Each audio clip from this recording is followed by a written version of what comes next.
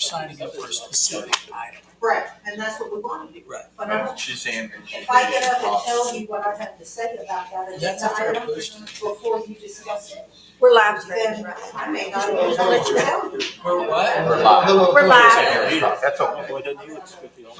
Hi. Hi, how are you? You're All right, still how are early. you? You're still Still early. early? Hey, Bruce. You got 30 seconds? How you doing? All right, got that. You know, Yeah, how we I doing want today? to- We're hanging in there for gold down. Okay. Because that over there. Yeah. Okay. As long as you don't have to wear your eyes. As long as you don't have to wear a tie. Yeah, and I could. Camera. Of course, that's all That's I come for sure because. Oh, yeah, so I'm working on it. You, Flip that deal back and forth. Like 180. But I can barely see that one. It says that's on. And we're live. I knew what you did. Would know the formula. I was telling the chief on badge collection, number I 831. thought, And that was my code enforcement officer.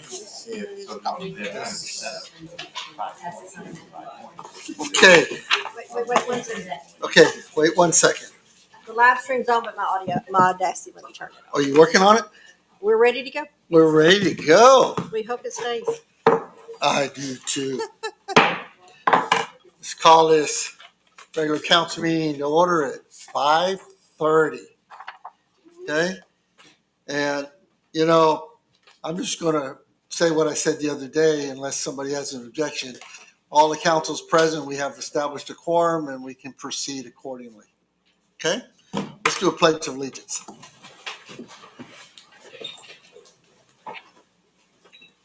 Pledge Allegiance to the flag of the United States of America and to the republic for which it stands, one nation, under God, indivisible, with liberty and justice for all. You want to do this? Okay. Go ahead. Honor the Texas flag. I pledge allegiance to thee, Texas, one state, under God, one indivisible. And I don't have it. Okay, do we have someone here to do it? Yes, sir. I'm supposed to open in prayer. Yes, sir. Father, all things happen at your direction. Nothing comes by you that you didn't see coming.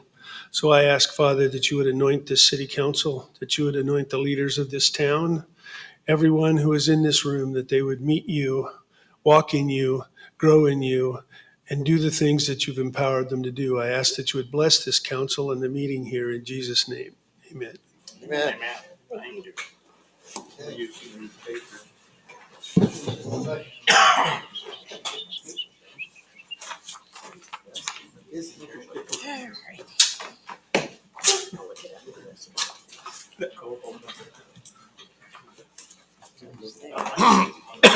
Excuse me. Okay, we're going to move on to citizens' comments. Does anyone have anything they'd like to talk about? They've got 3 minutes. We also have a sign-up sheet. if they- Oh, we do have a sign-up sheet? Yes. Wonderful. I didn't know that. Well, that's okay. No. Come on, we're going to work on that. Okay. But come on up. I didn't know how many. Please state your name and address, and then we can go from there. My name is Karen Bruner, 112 River Forest in Castroville, Texas. If I sound angry, I'm not. I'm livid, and I'm Italian, and those things rarely work well together. But I did figure out how to navigate the website to get to the agenda and meetings. I would like to suggest that when you are changing something, as in the drought contingency plan, that you highlight what is different so that we know.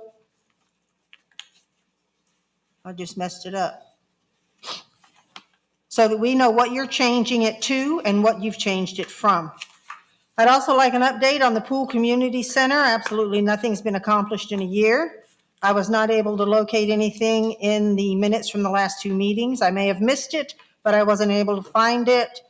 At any rate, how did we determine that we were going to tear the first one down before we knew whether or not we could build a new one? With regard to the Simple City contract, was the contract canceled, paying only the $30,000 for work already done? Or does the Simple City contract continue? I wasn't able to interpret the minutes for real clarity on that. In the minutes from the last meeting with regard to the drought contingency plan, Council approved a request to eliminate the prohibition of new water services for construction during stage 4 restrictions, and I am speechless. We are now in stage 5, according to the Edwards Aquifer Authority. Are we in a deep enough hole to put a pause on building yet? Who's monitoring those construction sites to ensure that they are reducing their usage by 44%? If they exceed their usage, are they fined enough to make it an actual deterrent? Those home builders sometimes have deep pockets. They can continue to use water, just pay the fines, and we need to ensure that that does not happen. I know there were variances given to allow them to continue to build, but I need to know if variances have been given to allow them to exceed their designated water usage. There are many cities and counties in Texas that have implemented or are in the process of implementing building moratoriums. Building moratoriums can be up to 6 months and then extended for as long as is necessary. It can be extended until we reach a non-critical water restriction level. It can be extended until proof of new sources of water and/or water storage have been put in place. It's not a difficult process. You have to provide proof that we're in severe water shortage and notify those that will be affected. Cities that have been affected or are currently in building moratoriums include, but are not limited to, Conroe, Heath, Princeton, and Parker. The city of Parker implemented ordinance number 824 in March of 2022. It was successfully extended time after time for 3 years until March of 2025. They were able to lift the moratorium because they acquired a new source and a new intake point to supply their needs sufficiently. Need to wrap up, please. Do what? Need to wrap up. I can't. I'd like to know why our drought contingency plan consists of cuts, and more cuts in what we are able to do, yet I have seen nothing in that contingency plan that seeks to find new sources of water or new ways to bring water to alleviate the problem. The root cause of this issue is what needs to be addressed, and taking steps to reduce our water needs until we find that solution needs to be our number one priority. Am I done? Yes, ma'am. Thank you. Thank you.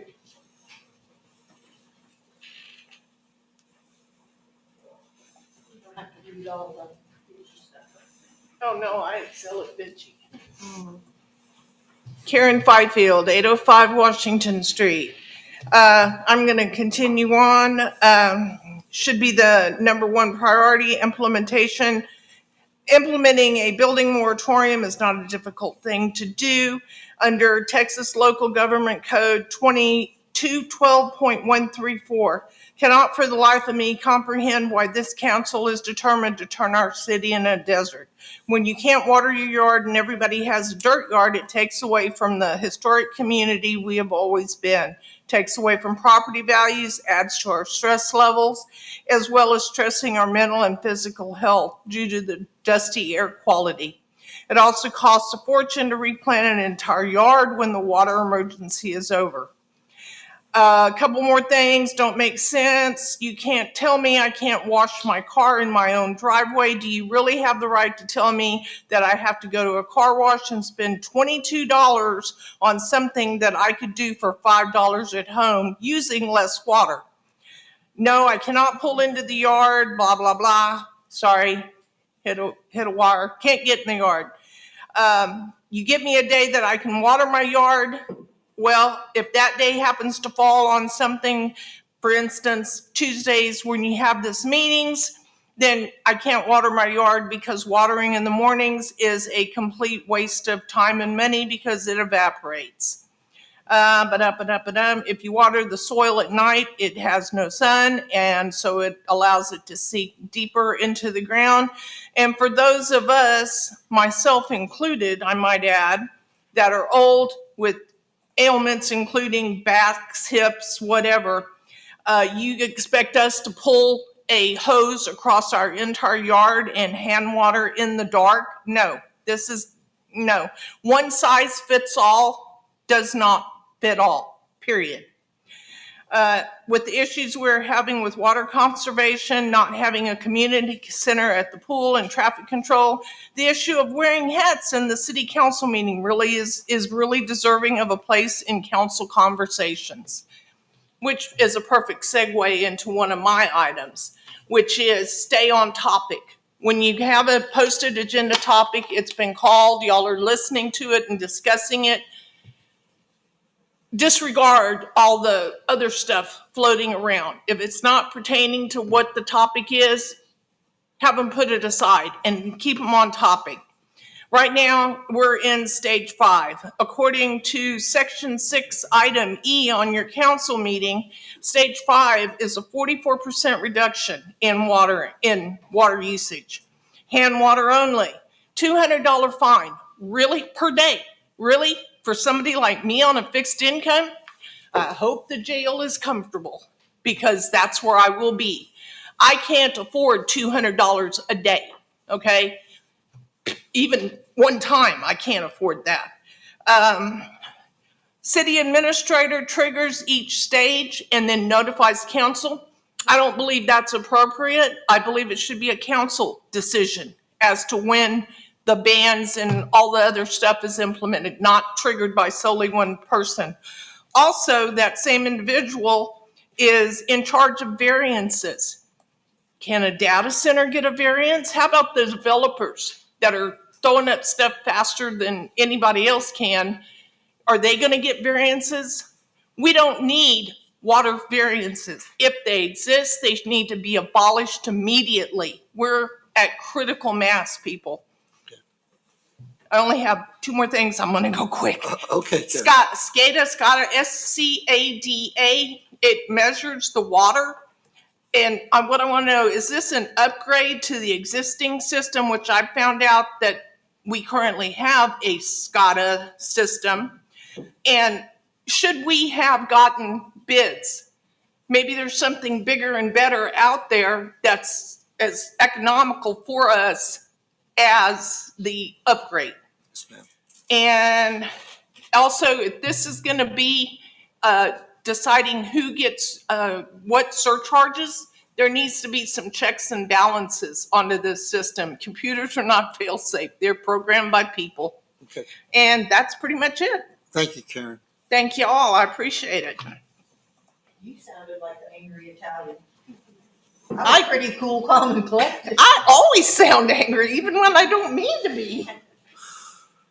Miss Garrett? Oh, What? no, the next one. Oh. I'm sorry. I apologize. I thought you said it was Karen. I'm like, No, "Cool, Miss Garrett. Priscilla Garrett, 702 Florence. I am going to read a paper from Helen Delavan, 1105 Lisbon, because she's unable to be here. To Bruce Scott and Council, City of Castroville. Reference WWT Ponds and Dam discussion under Agenda Item 9. I'm presenting this via email, me reading, as I am not able to be present in person. The East Pond has already been pumped dry and is in the process of being filled in with excess dirt and dead trees. I'm not happy about it, but I am literally sick at heart over the prospect of also losing the West Pond. First of all, if city staff's recent report is correct, and it will cost $250,000 to irrigate the park with effluent without the West Pond, I do not see how we can afford to do away with these ponds. Please explain what the $250,000 is for. These 2 ponds and diversion terrace were built for 2 equally important purposes: water storage and to protect the lower part of the park from water erosion damage from the steep hills in the hiking trails. The removal of these ponds and diversion terrace is taking away 2 valuable assets from the future citizens of Castroville, not to mention what will happen to the wildlife. We are in stage 5 drought management. This current drought, by all accounts, is worse than the one in the 1950s. There are still many of us that remember that, and it's sadly repeating with a vengeance. It is not prudent planning to remove water storage facilities that hold the water our grandchildren will need, nor is it prudent planning to remove the diversion terrace that protects the RV park and other infrastructure in the lower part of the park. I'm still not convinced that we cannot keep both ponds by lowering and modifying them, increasing the diameter of the 18-inch pipe between them that has long kept them level, lowering the spillway that serves them both, and strengthening the upstream side of the dam. Has such a plan ever been submitted to TCEQ? If not, why not? I do not feel confident that the current plans will get storm water from the hills down to the river without damage to the park infrastructure, and I am concerned about providing irrigation to the entire park. In summation, I implore our new city leadership to immediately explore and reconsider all options to keep these ponds and diversion terrace and the potential consequences of removing both. As always, thanks for listening and for caring enough about Castroville to be involved. Thank you. And now I'm supposed to give this.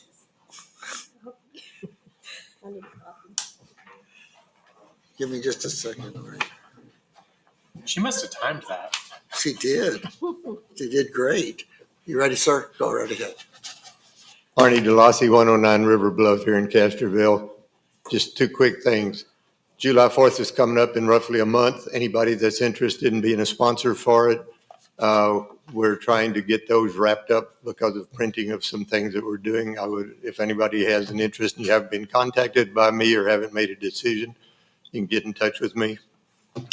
Trying to do it by the end of next week. The other aspect of it is the parade this year. If anybody wants to have any kind of presentation in it, walking vehicles, whatever, contact the Chamber of Commerce and they will put you in, and we'll all just do it on July 4th. That's it. Thanks. Thank you, Arnie. Thank you, Arnie. Thank you, Arnie. Is there anyone else for citizens' comments? Okay, thank you all very much. Oh, yes. Are you with the reference for the waste? I'm sorry. disposal? Are you on the agenda item for the waste disposal stuff? I don't believe I'm on the agenda. No, but are you one of the Yes, vendors sir. for that? Okay, could you hold any comments till we get to those issues, please? Yes, sir. Thank you. Thank you. Okay. We're going to move on to the consent agenda. And I guess right now I'm going to ask, before we go any farther, is there anyone that would like to remove any of the items from the consent agenda? I would like to have item E removed, sir. Item E, that's a drop contingency, yes, and I believe you're F? F, SCADA system. Okay.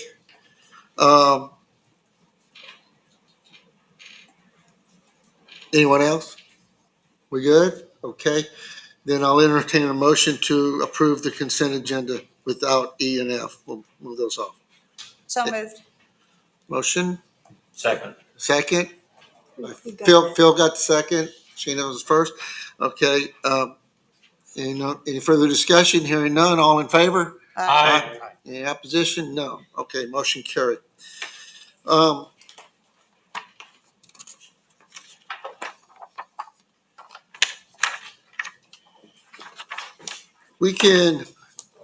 You guys can hear me talk for a little bit, or we can go right into the discussion action items if y'all want.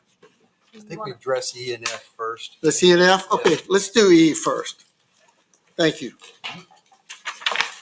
E, okay, consider and take appropriate action on adopting an ordinance on revisions to Article 6 Drought Contingency Plan. Sheena, did you want to start with that? Yeah, I was one of the two people that were voting no on a lot of changes to this. And, there's concerns like on the, underneath the one. May I make a couple comments before? Yes. Okay, I actually, in preparation for this meeting, I talked to Scott and we talked to the attorney.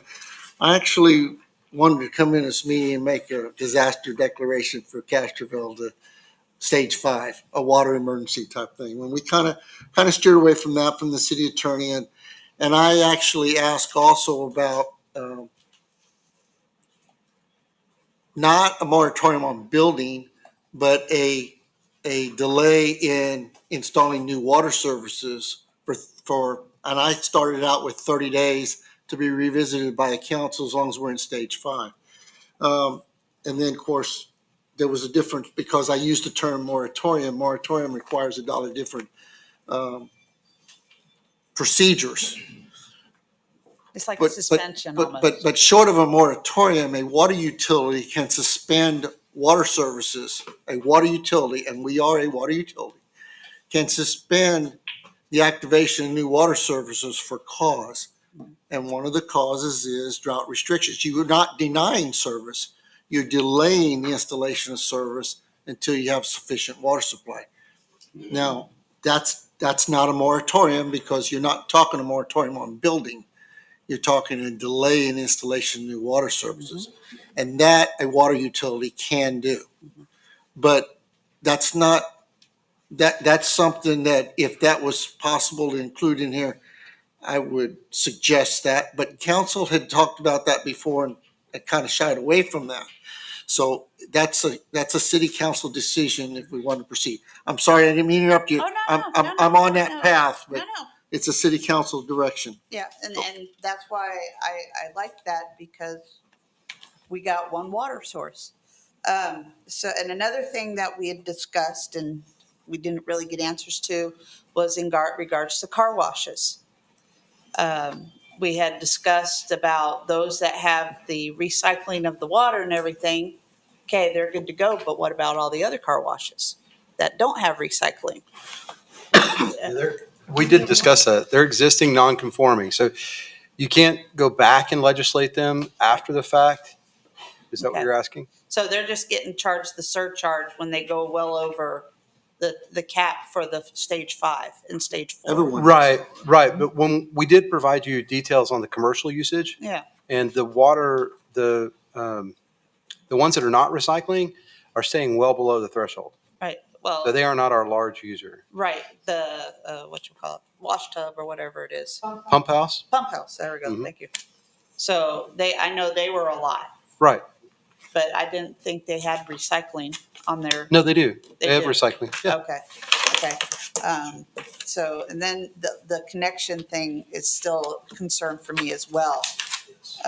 We also had regarding pools, not for nobody to add water to their pools during this stage. And how are we going to police that? Yeah, so I believe that did get added to the ordinance, right? I mean, it's in there, but you're asking about how is it being enforced? Yes. Yeah, so that's same way all of our other ordinances are being enforced, and that's through our code compliance group. Okay. Right? So, and sharp, eagle-eyed folks, whether they're on council or neighbors or whatever. I mean, It's in the backyard though, so. right, but I mean, we still manage to get reports from folks. Okay.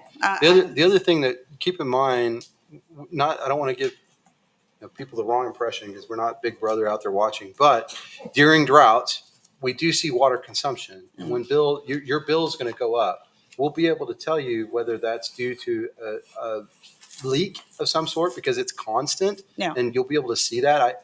As a user, I get alerts. I've set thresholds, and I'll get alert, and I'll go in and look. And the first thing I look to see is the usage constant? Do I have a leak somewhere? And when I see it go to zero, my mind's kind of put these. But anyway, we're able to do that and help people with that process. And that's part of that'll be part of the process is a bill review. And I believe that is part of the discussion we had as council when y'all reviewed this was, how are we going to go through and enforce the compliance aspect? Well, a lot of that's going to be done on the billing cycle side. When we see the users, they're going to get those bills, and then there'll be a discussion about, well, where was that water used or how was it used? Is it a leak-related issue or is it something else? If I can add one more thing, I just want to clarify something. The Edwards Aquifer Authority has critical period management rules, which is pumping restrictions, or pumping reductions, excuse me. They don't tell you how you have to obtain that. It's up to each individual utility how they manage their system to meet those pumping reductions. So when they tell us stage 5, during stage 5, it's prorated throughout the year, but we have a 44% cutback in our pumping. So we literally have the use of 56% of our permit. How the city, a water system, manages it through their drought contingency plan is up to an individual water utility. EAA does not mandate how we conduct our water restrictions. It is a issue for this city council on how you direct those water restrictions in the city of Castroville. I just want to clarify that. They reduce our pumping. We have to meet that. Mhm. How we meet that is how we determine Okay. the restrictions. And then I have another question. The hubby and I were talking.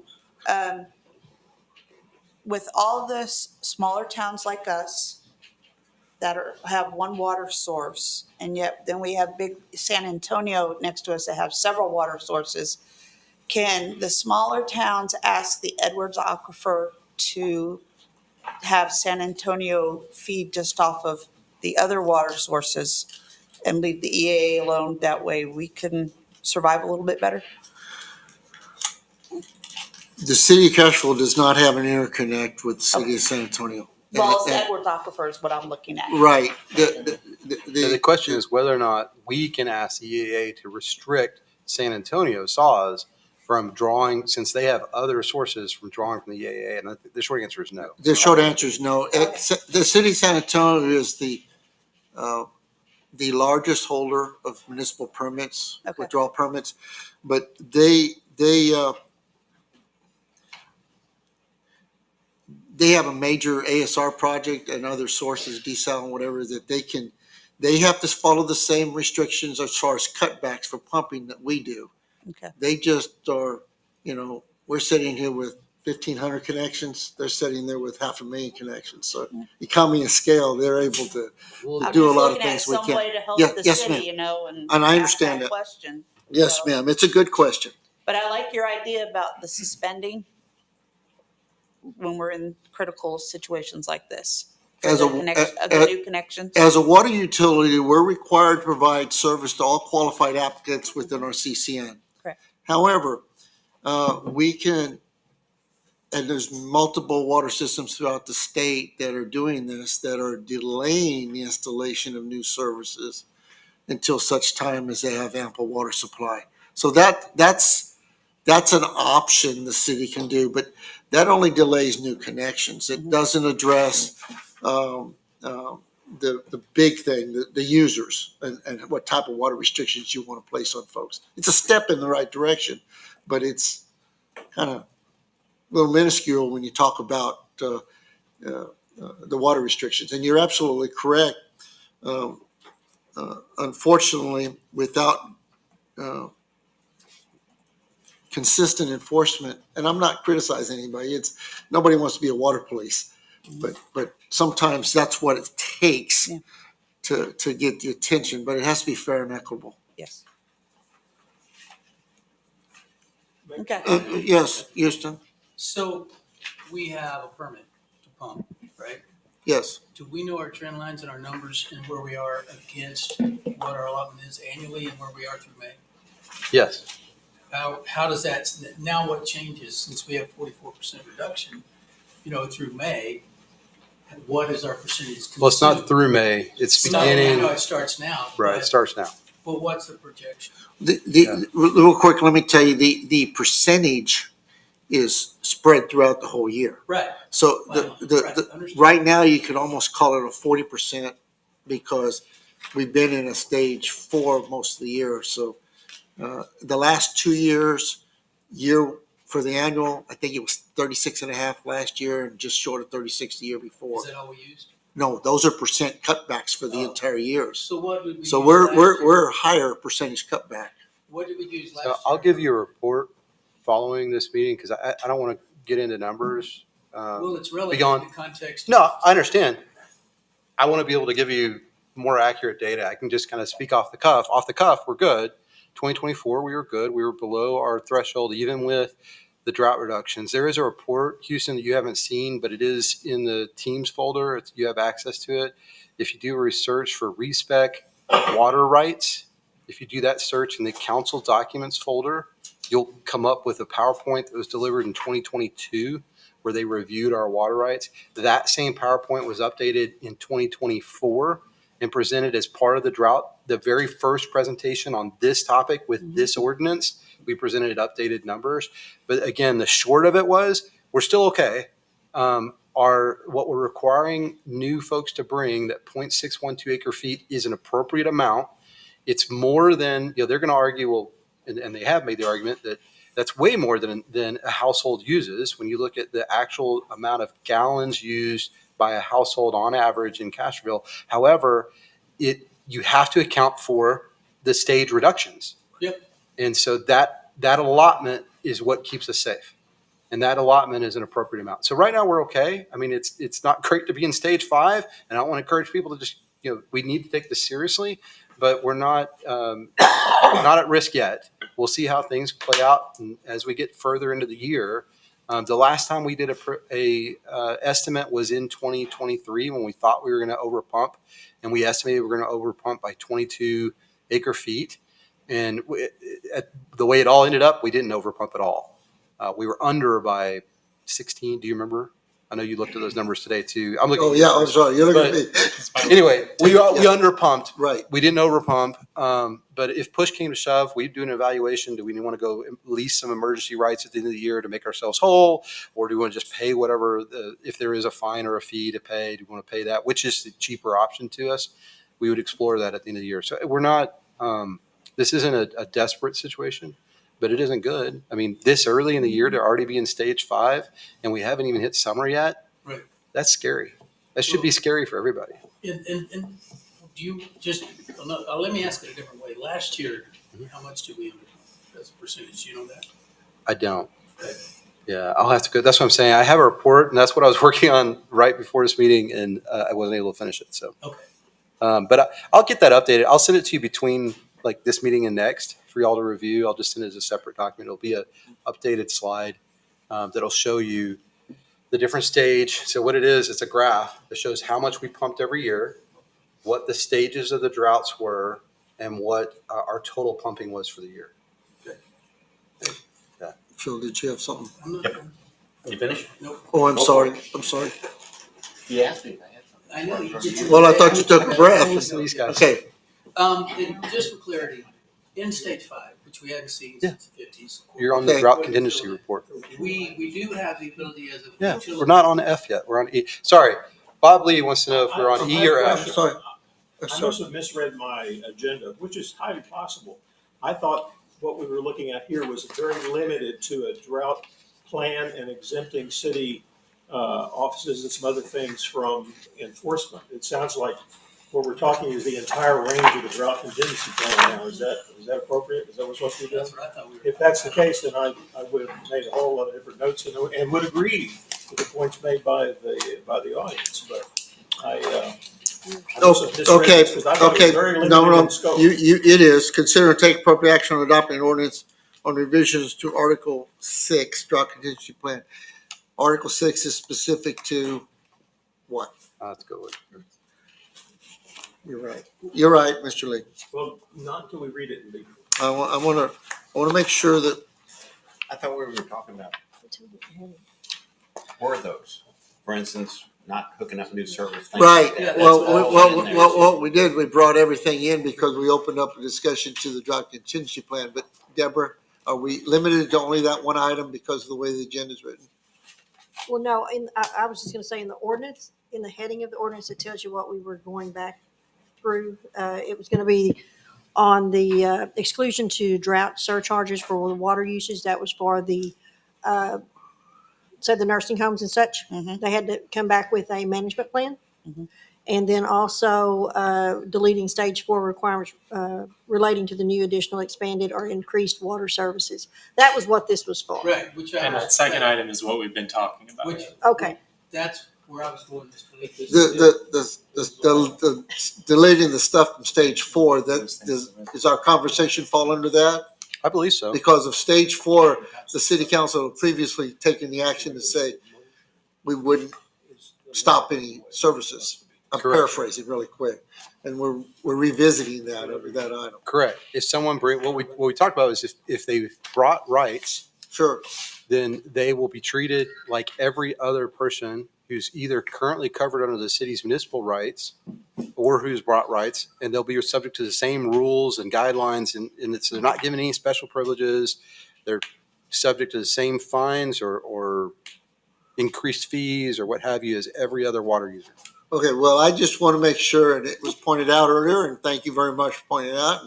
And now I want to make sure Mr. Lee, that we are following what the intent of the agenda is. Okay, I'm You sorry. believe so? Yeah, I Believe believe we are? so. Yeah, I believe you are. I'm sorry. Okay. You don't have an Okay. agenda. Right. I don't see it, but okay. So, Okay.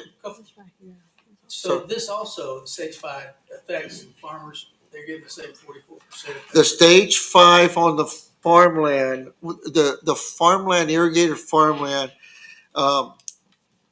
whatever stage they were in when they planted their crop, they have an opportunity to file a completion of a crop, and that crop stays under that restriction. So if they planted under stage 4 or 3 or whatever, no matter how bad it gets, they get to finish the crop under that stage. Understood. What But about, but any new crop has to follow the stage that they're in when they plant. Yes, So that's my understanding of the rules. okay. last question. Then basically this section, I think it's 110, 139, that's where we were regulating or stopping new hookups when we're in stage 4 or better, which is what we're voting on today, taking that out. Well, no. City council had already taken action to take that out. I think that's something we're talking about, the possibility of, Putting it back in. that's what we're discussing. Okay, that's I what. don't know if that's gonna be put back in, I don't I know, don't think that's but I don't indicated. know. I don't think that's part of that. I think we had agreed to take it out, but we did not adopt an ordinance to Okay. take it out. Okay, And that's what tonight, Yeah, that's what. okay.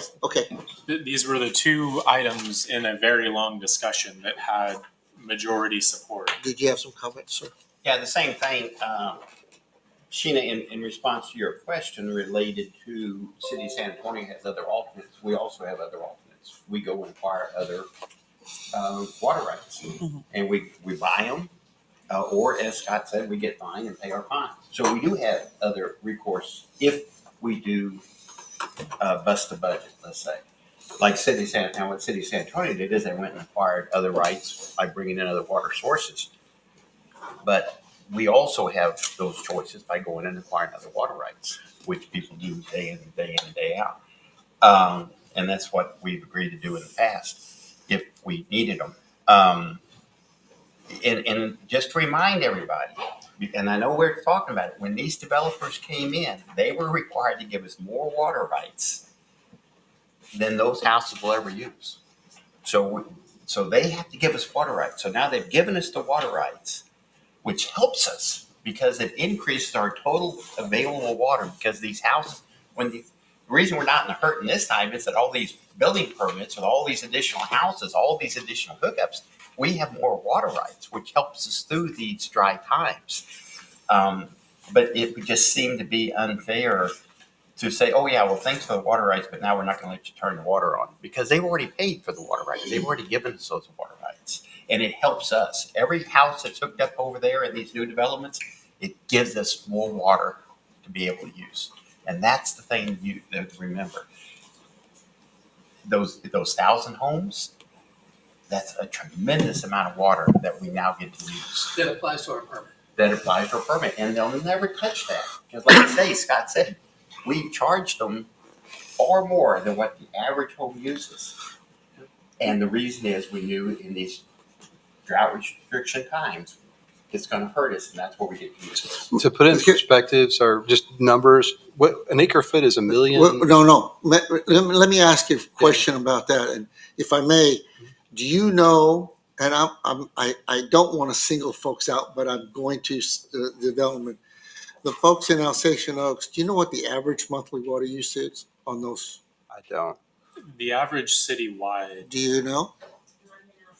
Do you know what the average citywide is? The average citywide is a little under 120,000 a year. Okay. But the 60th percentile is like 6,000. 5 or 6. Okay, so you're saying the 120 or 10,000 gallons a month, the 0.6 gallon, 6 1 acre feet, 6 1 acre feet, and you take stage 5 restrictions. All year.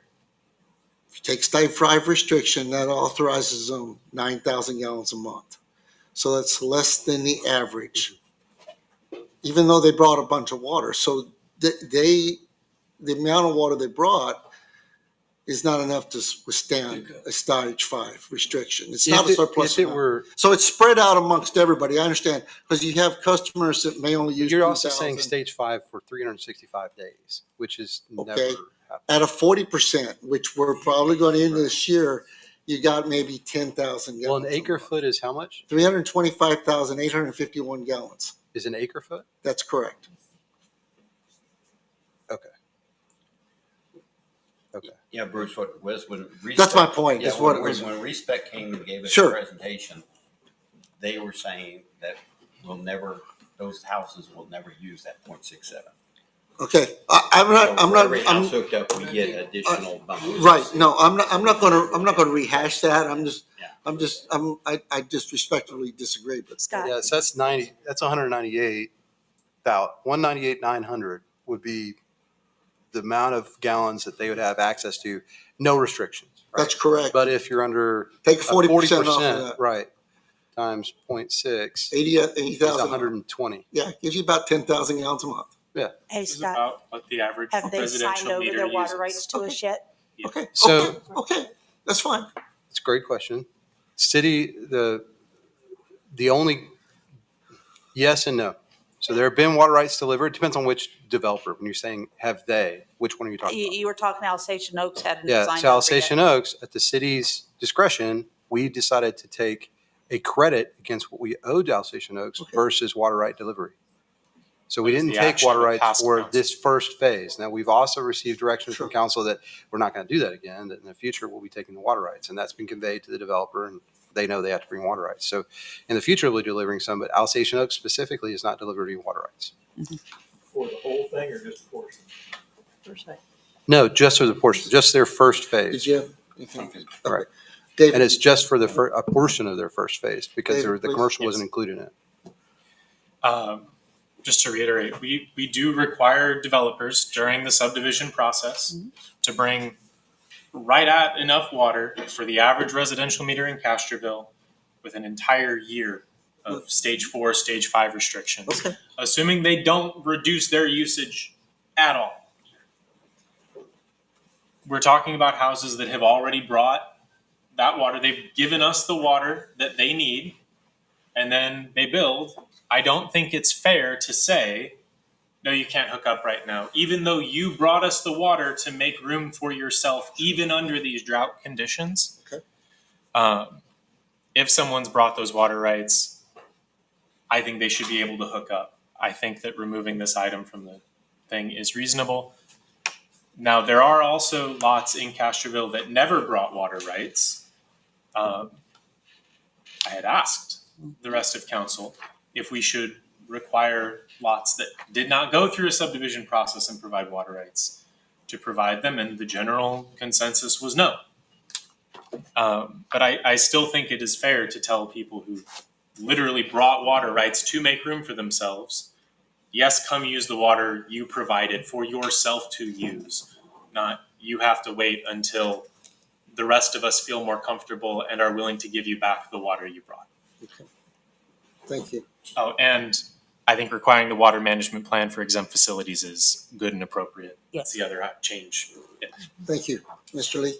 So we're wide open discussing anything to do with the development contingency plan? It sounds Is like. that right? And I know frequently, well, I'm going to say that, I'll defer to Dixon.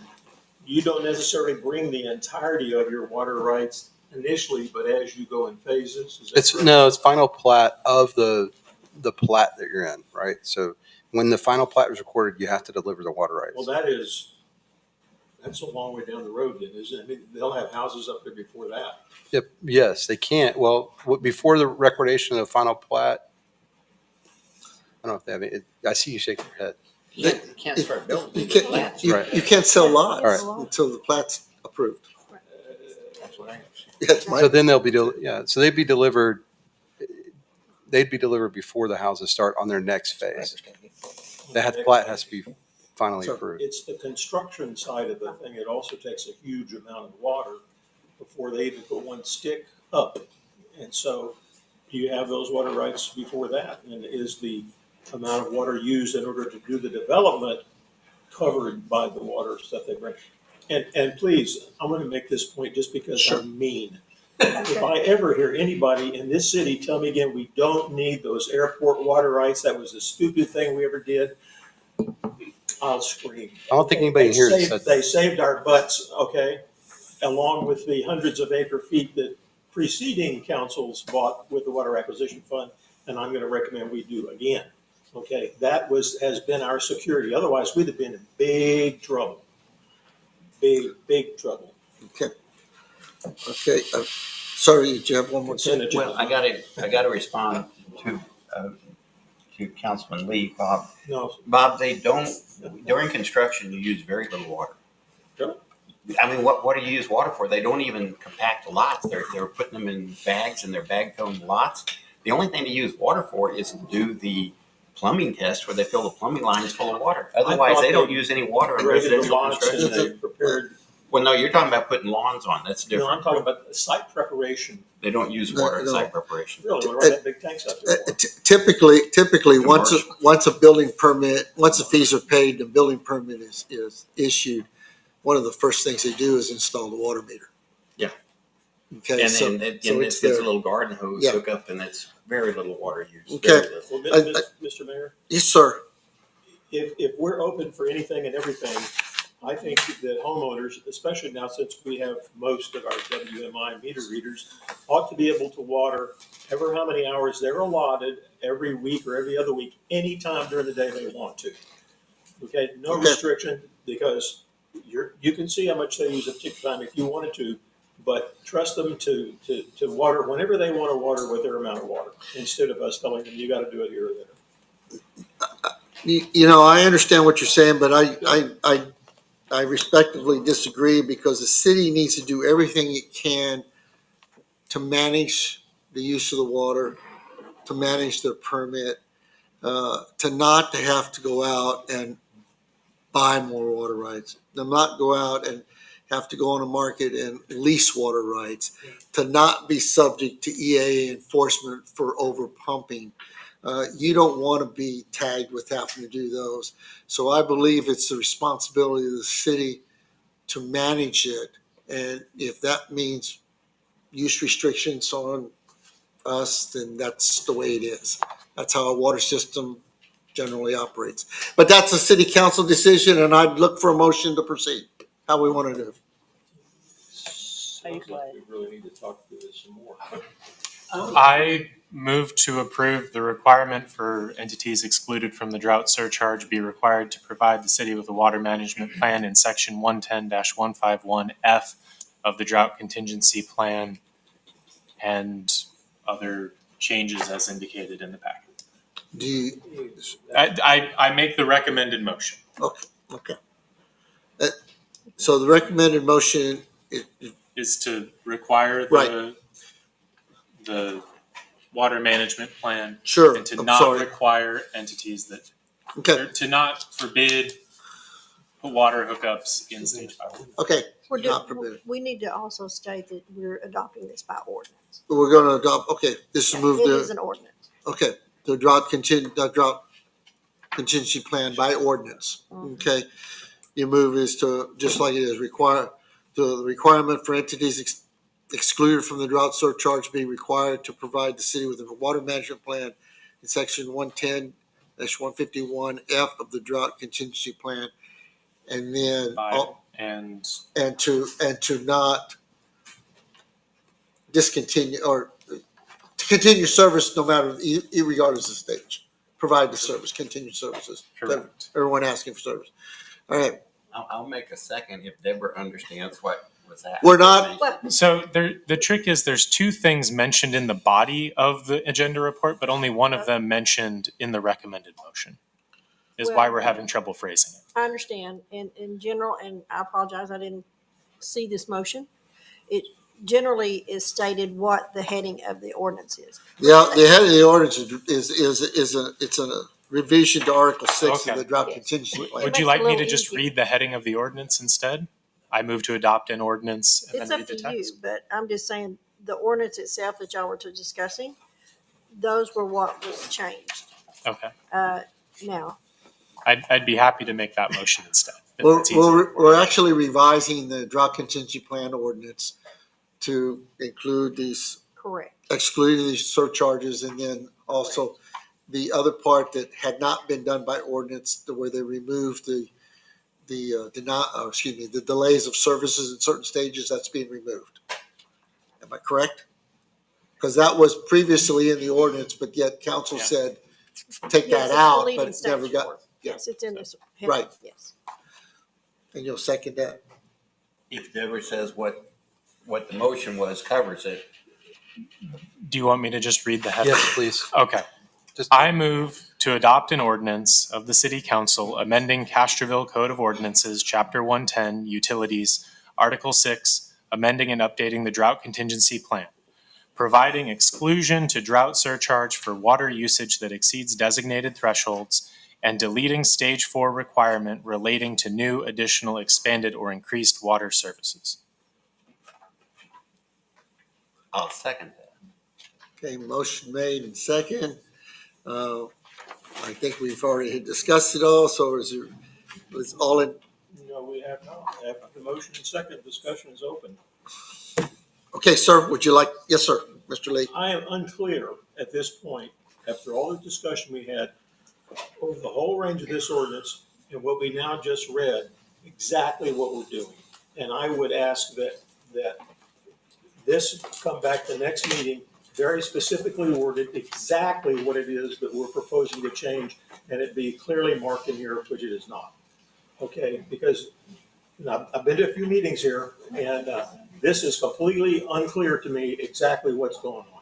I understood initially from the motion that was in the agenda packet, it was two small areas, and it seems to have morphed into something else. So this is Yes, the sir, one I just did read made. it. I did read this, thank you. Which doesn't give the clearance to the discussion that we've had tonight. Well, it's red line and highlighted in yellow. But you just need So- to. Is there any other discussion? Okay, we have a motion and a second on the floor to, just like the recommendation, to approve the requirements for that, and then to exclude those. And the part that had been put in there but never approved by ordinance was to remove the stage 4. Deleting Stage 4 requirement relating to new, additional, expanded, That's or correct. increased That had water been put in there but not approved by ordinance, so that's the second part that's being done. Those only two parts are being done. Okay? All in favor? Aye. Opposed? Nay.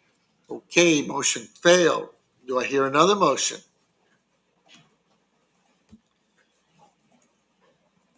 Going once, twice? All right, well, this kind of just Make sets it her again. for lack of a motion. And I just need some direction on what y'all want to do from a policy. Like, Mhm. what other changes do you want made to this ordinance? First, can I just, sure, I want to see data. I want to see consumption. I want to see projection. I want to see where we are now going with stage 5. I want to understand how the overlay of what the developers, the water they're bringing will lay into that. Yeah, so that data is available, and I'll get it to you. Yeah. And it was available prior to this meeting. You just need to reach out to me and let me know. I just hate to see y'all waste time, your own time. But I'm happy to give you that data. I'll give I you think the- I think where we're at here is the current ordinance stands as written until such time as the city council would like to amend it, to change it. So So get everybody a current, clean copy of what our current ordinance is, so everybody fully understands what it is. And then if they have any suggested changes, we can revisit this. If, Sir, and I may be wrong here, but it would appear that the opposition is that we just want more data, like Bob Lee and Houston. But I think we need to move forward on this quickly because we do have construction going on daily. So I guess at a very soon meeting, if you can answer, if staff could give what Bob Lee asked for and what Houston asked for in a presentation with the same suggested changes again. sure. Then we could vote on it at the next week. We can, but in the meantime, I just want to echo this. Does stage 4 now prohibit the use of new connections? Stage 4, stage 5? I believe It it does, doesn't it? Yeah, that's what So, we need to so do. that's in effect right now until we change Yeah, ordinance. so we put a Correct. moratorium on it last year, at the end of last year, Right. right? I'm looking at Phil because I believe you made the motion. We put a moratorium on it On until that we could requirement. get an amended, When you, On the requirement. yes. on the requirement until we could bring Yeah. an ordinance. And we Right. brought the ordinance forward and we had a lot of discussion about Right. what all we wanted to change about this ordinance. We made those changes. We then went back and made some more. I mean, it's been Well, again, we've four been- iterations. we have a change of council, so. No, I understand. I get it. But I'm just trying to tell us where we've been. But Can we but Mike, split the I'm- vote? hold on. All right. Let me, I'm sorry. Let me just get clarification on just the moratorium. Sorry, Sheena. That on the moratorium, my understanding was the moratorium was in effect until we got this ordinance changed to reflect that moratorium as a permanent thing, because the council had voted to do it, but they had to make that change by ordinance, and we didn't have the ordinance ready. So the council said, we're in favor of that. And we said, we'll bring back an ordinance that allows you to do that. And then when we did, you made a bunch of other changes. But now here we are with the new council, to your point, Phil. My question is for staff, okay, is the moratorium still in place? Yes. I don't know. Moratorium Go back on, and and what I mean by moratorium is that we are allowing connections contrary to the adopted ordinance. That's the moratorium. It's not, I want to make sure you understand. What we need to do, Scott, what you Yeah. need to do is go back on the minutes, tapes if necessary, and see if there was any time frame placed on that. If there was, there it is. If there wasn't, then The prior council rules. Okay. then we move forward based on the last decision. But we need to finalize this as an ordinance. We can't keep running with just, we're gonna do this, we're gonna do that. We've got to get it finalized. Well, I'll provide, as I said, I'll provide the updated numbers so you have what we have through 2025. We haven't really done a forecast of where 2025 would be. Okay. So I'll work on that, the forecast aspect of it. And then I'll need to meet with Bob separately just to go over the changes that were made, because that was your question. You're shaking your head. That is, I am not interested in figures.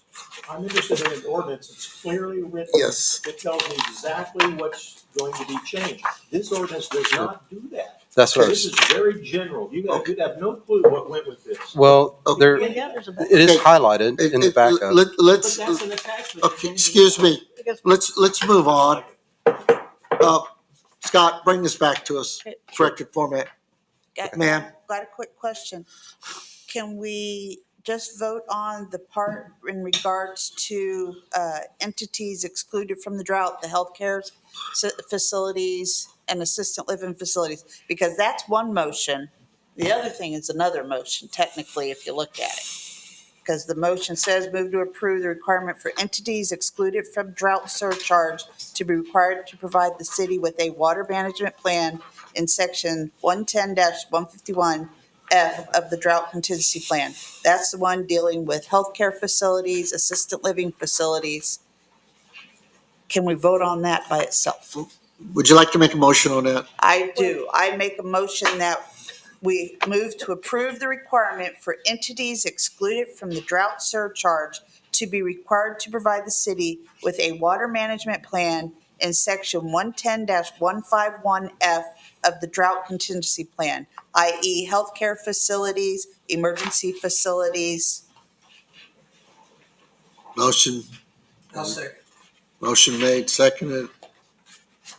All in favor? Well, Oh, sir. A question. I thought that also though listed those, that what you, It's in the back of the existing drought management plan doesn't actually list those.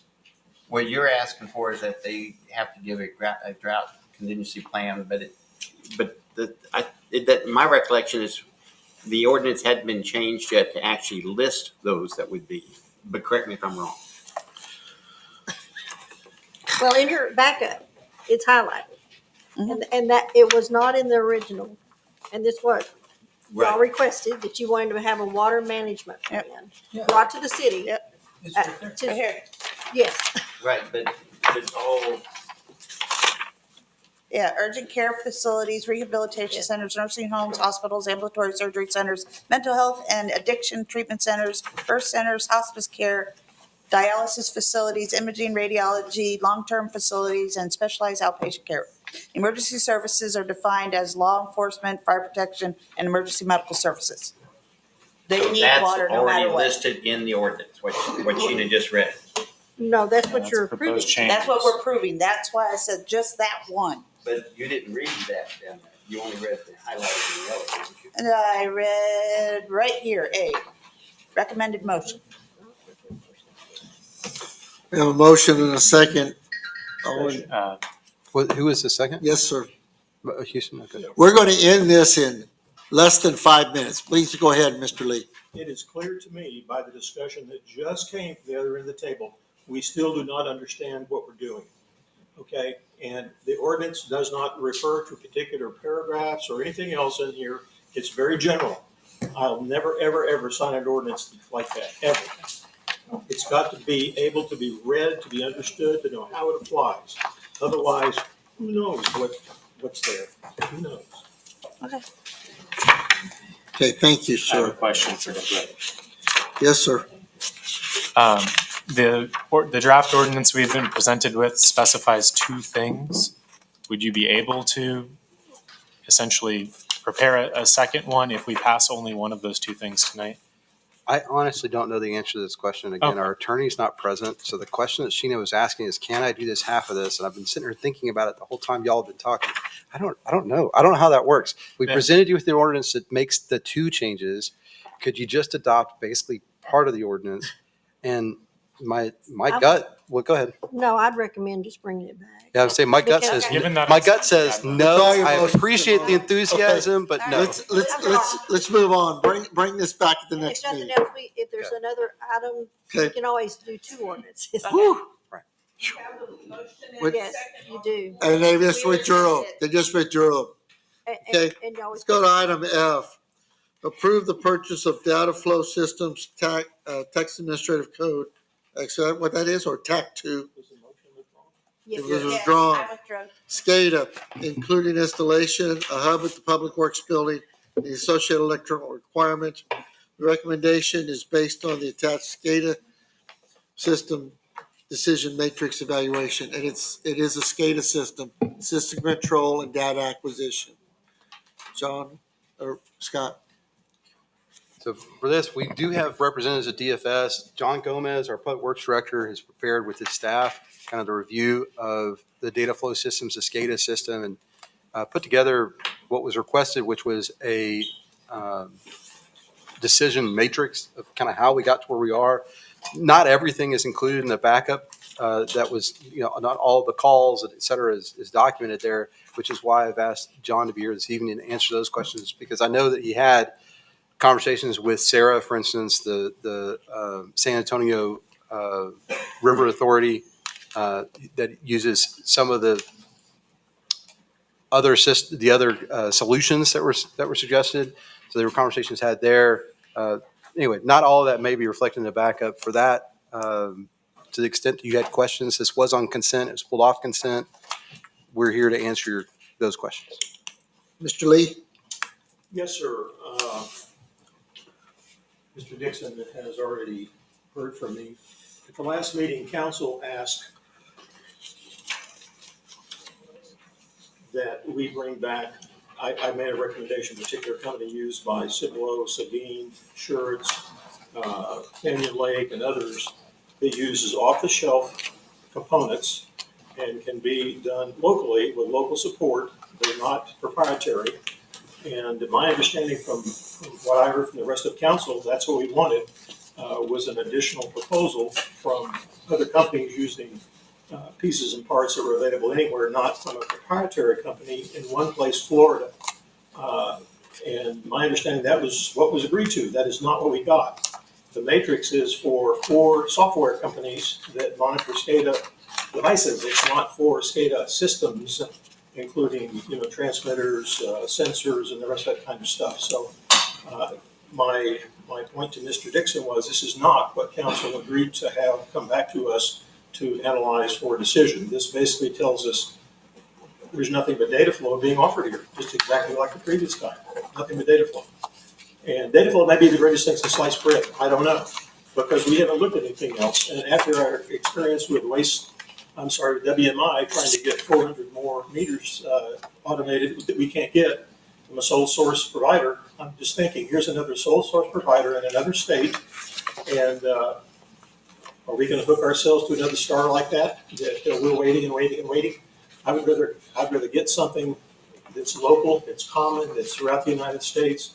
There are plenty of people around here using it. If we ever had an issue, we could go to those people and consider that and look at the cost for that versus just one vendor that it may be terrific, it may be outstanding, but you didn't really give us a choice. So the way, I'm going to speak for, the way I understood the direction from council was not, we're going to bring back 4 different options of 4 other vendors, but give me a decision matrix of why you chose DFS and how they compared to other groups, which is what we did. We didn't go out and try to seek other proposals and other bids. That's a completely separate effort. And I'm just being direct. We did not try to do that. So that's why I am. yeah, that's why you're exactly disappointed. what I articulated. Did that mean? That is not what I understood at all. I believe you Yeah. didn't understand. So what we did do, however, is go and look at the other group and the solutions they put in place. And that's what John's prepared to talk about. Why didn't we choose them? And why haven't we explored that further? We believe the allegations you've made tonight are pretty strenuous, or pretty strong. You've said, well, they're in a totally different state, and we may be wait, et cetera. What we're finding when we look into the other customers that DFS has in the region, and there's plenty of them to look at. Some of them have used DFS for up to 20 years, never had an issue. Kerrville is a great example of that. So the things that you're concerned about, the concerns that you just listed verbally, are not concerns that surfaced when we made these comparisons. So that's number one. I mean, that's kind of the biggest issue is some of these concerns you have just don't appear to be legitimate. That said, we're prepared to talk about, well, why DFS versus the other solutions? Mr. Dixon, Yeah. Respectfully, you gave us no choice but data flow. Nothing. There's no other choices before us. And I'm saying we need to see some other choices that other communities in our area have used versus just that one. That was exactly what I believe was asked for. Is that what you understood was asked for? Go get 3 other proposals? We may pick them. I don't know, but I Right. don't like a one railroad way. I want to see some comparisons. We currently use an integrated system right now, and that's the issues that we're having. We've had issues with that type of system as we speak. Therefore, we chose to use a system like DataFlow, where if we can troubleshoot it ourselves, or they can remote in our computer and try and troubleshoot it themselves. Even being, like you said, somewhere else, they have representatives in San Antonio. They can easily come. If we can't fix it ourselves, they'll come and replace it. We'll replace a motherboard or module, whatever it might be. So that's why we chose. We've already done the other integrated type system. We've had plenty of cost doing that type of system. So therefore, this is a lot cheaper.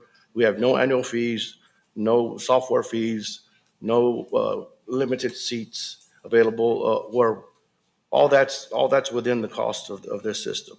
Whereas you get an integrated system, you have to pay for all those things. Upgrades, whenever there's an upgrade, you have to pay for those upgrades. And if we choose somebody else, they'll say, well, my stuff's not compatible to what you have right now in place. So that's what makes it hard rather than a group like DataFlow. That's just an example of one little thing that we run into. We have ran into. Have you worked with these folks before? The folks that DataFlow, no. DataFlow? No. Okay, But I have looked up to, like he said, we took a 4-hour trip to Kerrville, sure. stayed in their office, and they showed us all their SCADA system and how to function, how to operate it. And they've had it for 20 years? 21 years. 21 years. And some of their stuff is the original Sure. installation. We took, after that in-office visit, we went around to different sites in the field, and they showed us their systems. Okay. Where they can easily still pull out a module if it's gone, or if it's gone bad, or something's gone bad, a relay's tripped or what have you. They can send it in, and they can make the repair there. And just so everybody's fully clear on what this does, is this is for your water and wastewater system. Right now, we're doing wastewater, but eventually we want to do waste. Okay, this is just the wastewater component, Right. and you'll be able to, pardon me? Lift stations primarily. Right, you'll be able to, literally from right here, you can monitor the flow and control the operations of a lift station anywhere in the Right. city. Pump levels on and off. Right, so you'll know if there's a high flow, low flow, if a That's correct. pump's not working, things like that. I'm just going to tell you that we have a SCADA system. We just do water. This is right in the budget, what we paid for a year and a half ago to put a SCADA system on that. And We being your day job? me in my day job at East Medina, I'm sorry. We in my day job, I'm sorry. But the ability to manage your system is a very important part of this. The city of Castroville years ago had a basic one that they did all utilities, and I know that's your goal, and I think it's a good goal to work towards. So anyway, sir, yes, sir. I'm reading the minutes of the meeting where we discussed this last time, and it doesn't say that we requested the city include this other company. It did say that they wanted to see both former Mayor Schroeder, myself, and Councilman Lee all, and Councilman Martinez all, it basically summarized that we just wanted to see more information related to it, but we didn't ask them to include anybody additional in the matrix.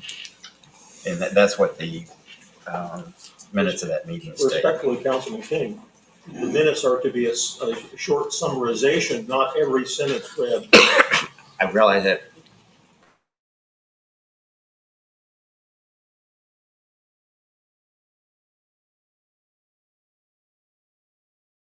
I really appreciate you guys sharing your decision-making process and some of the other systems you did look at. I don't personally have the experience with these kinds of systems to second guess your judgment of the one you picked. That's all.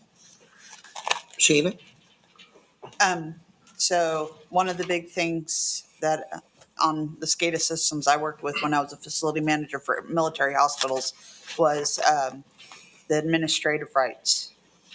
Well, we have those here at our level. That way, if you need to, say somebody leaves, you can delete them out of the system, change the password, that kind of stuff like that. It'll be administrative rights to be accessible here at our level. That's correct. Houston? Just a couple questions. Again, like Mr. Mears, I don't have a lot of experience with SCADA systems. Okay. But I noticed on Future Electric and AHE that there's about a $20,000 difference, if I read that correctly, as far as the installation of when they install that. And in that 20 grand is, what is that? Why is one so much lower than the other? Or do you have a preference, or what are your thoughts? Well, they've done other installs for this group, so they know how to do it basically, and I think that was a lot of the difference. Right. Our system's real old, so we're trying to upgrade it, and some of the stuff they might not know exactly what's going to happen, so they want to have that difference just in case. Understood. Thank you. Mr. King? I'm okay. Okay. All right, I'm looking for, if there's anything else, looking for a motion? Motion. Let me pull up. I have one more question for you. If, and it's a city council decision, if the city council just took action to approve this, how long would it take to install it? What's the installation I time? think Up and running? we said 90 days. 90 days to be up and running? Is that fair? I see the representative shaking his head. Sooner? No, sir. So we go through different processes, for the approval of the SCADA system. Sure. It's the first, so once we receive a purchase orders, we give you the submittal, and you have 60 days to look at the submittal. Because what we don't like is change orders. We don't think that's fair to the city, to where you go, oh yeah, I wanted, this isn't what I wanted. So we ensure that the submittal process is followed thoroughly. The sooner you can get that submittal process to us, the sooner that we can start the starting block for this. And once we get the submittal process, it's 200 days. 200 days. USA. Yes, sir, Mr. Alexander. We make everything, from the PLCs to the boxes to, everything is US made. So if we made a commitment tonight, we may not be running till Labor Day of 26, Yes, sir. theoretically, Yes, sir. or a year from now. Let's just say Yes, that, sir. up because of that. Okay. All right, okay. So, I make a motion to move to approve purchase of data flow systems, TAC2 SCADA system, and the installation of the system to include a hub at Public Works and the associated electrical requirements. thank you. In a second. Okay, I only have one more question, is how are we paying for this? It's budgeted. We might have to have a budget amendment. Well, it says our, Coming Oh, out of no. reserve funds? No, it it's- says budgeted. Yeah, it's It budgeted. says CIP bond Yeah. funds Yeah. is the source. Okay, I just wanted to ask that Yes, because budgeted. I'm thinking of something else. I want to make sure when there's an ask, especially of this size, that we have it funded. Mhm. Yeah, it started out as a consent item for that reason, because you budgeted it in the CIP and then. I just wanted to confirm that. Yeah. Thank you very much. Motion to approve. Second, yes, sir. Deborah, my motion, was it complete enough for you? We don't have any name of the company or anything, but it's okay. Well, data flow. Is that Okay. not the? Yeah, that is. That is Yeah, the data company. flows the system. All right, The company. motion to approve and seconded. All in favor? Aye. Any opposition? One.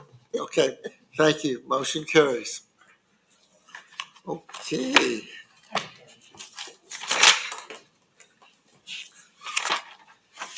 I guess it's the mayor's report. Yeah, well, I won't argue with you. I'll try to keep mine down to about an hour and a half. Okay, I think where'd I put it?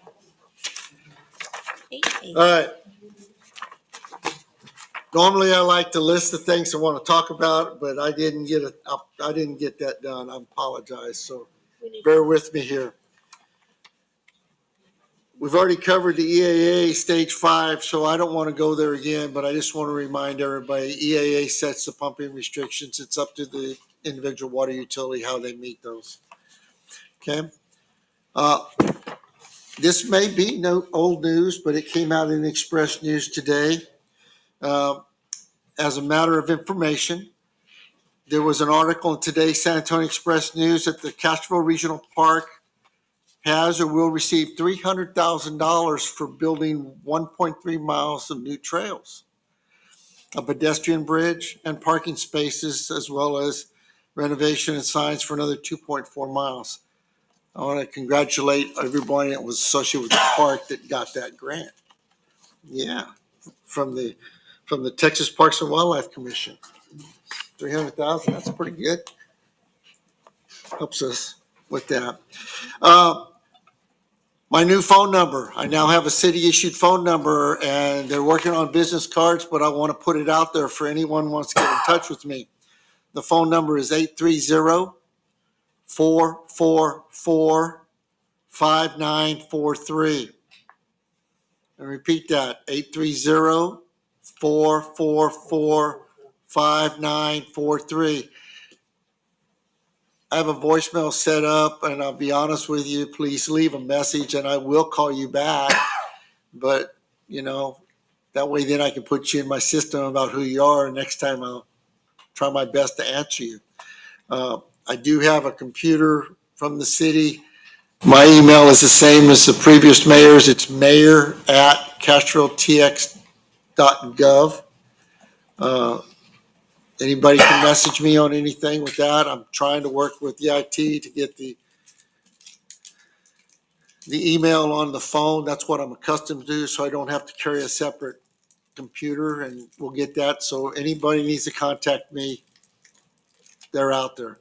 And feel free for the city to publish that information, please. Would you prefer a phone call or a text message on your? I'll take it either way. Okay. I'll take it either way. You probably get a quicker response if you text message, because I know who you are. If you let me know that, but we'll go from there. I'll work on that. All right. Last meeting, I said a few things as far as thanking folks. I just wanted to make sure everyone was clear on what my thoughts are moving forward. I think a lot of people know it and kind of see it, but I just want to let you know my number one issue, and I think, Laura, thank you very much for putting it in the newspaper, is open, transparent government.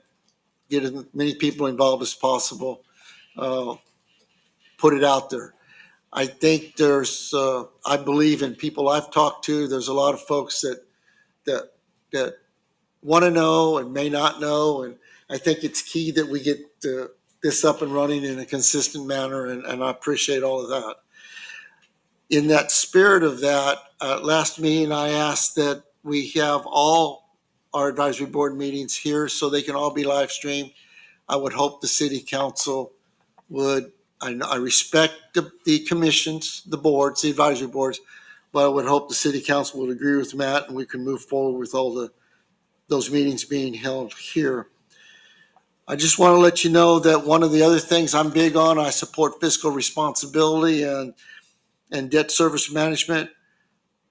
I personally fully disagree with several past fiscal management practices and believe we need to pass a budget for the next fiscal year that addresses the needs of the city over the wants that may or may not, wants of the few that may or may not even be residents of the city. I've already stated publicly, I do not support any new debt being issued by the city that's not supported by a legal mandate or regulatory compliance. My understanding of the city finances is that the city now has a combined debt, including planned debt to fund approved projects, that is 4 times what it was in 2021. This practice of issuing debt for the sake of issuing debt so we can do other things ends with me. However, city council has the authority to make that decision, but I won't support it. Okay. I do also support a more managed growth that better reflects the ordinances of the city that are currently in place and not making decisions based on proposed new ordinances that may or may not ever be approved. There are several reasons why the city did not previously have the higher density developments approved over the past several years. I understand state laws have changed. I understand the city is limited in certain things, but I don't think the city should negotiate against itself. I think it should be the base of our ordinances. And then a developer that wants something different should ask for it. We shouldn't go chasing it. Okay. I believe that several of the development agreements over the last few years haven't followed in that principle, and we want to get back to that as far as I'm concerned. During department head meetings on the budget, one comment I made, and I very fully agree with this, I was once an enforcement officer, code enforcement officer with the city. I brought my badge here to show you all that. I fully support the chief and his staff in code enforcement. I believe that support has to come from this full council to be successful in that. I believe that through the spirit of education and cooperation in informing our citizens about what the rules are is the way we need to move forward, using citations as a tool when we can't get compliance. But we need to be more active in that. And Chief, I do support you guys and what you do on that. Thank you very much. And finally, I want to speak real quick about historic preservation. Historic preservation is vital to the continued success of the city, but cannot be used to overshadow the other attributes that make Castroville what it is and why people come to live here. We must update our historic preservation ordinances and determine what level of review is required for properties within a historic district. We must agree that not every structure in the district requires the same level of scrutiny as others that may require more consideration based on a nearby historic structure. I also believe we must conduct a detailed review of all our ordinances to amend them as needed, although that's going to come down to the will of the city council to bring them current with state laws and regulatory requirements. In the coming meetings, I plan to assign ordinances to certain advisory board committees to work with certain council members to come back 6 months later and make recommendations that we can get to the city attorney, approval, get them before city council and move forward. I believe we can do that working together using the staff on this dais in conjunction with the advisory committees we have in place. Thank you, everybody, for your time and attention.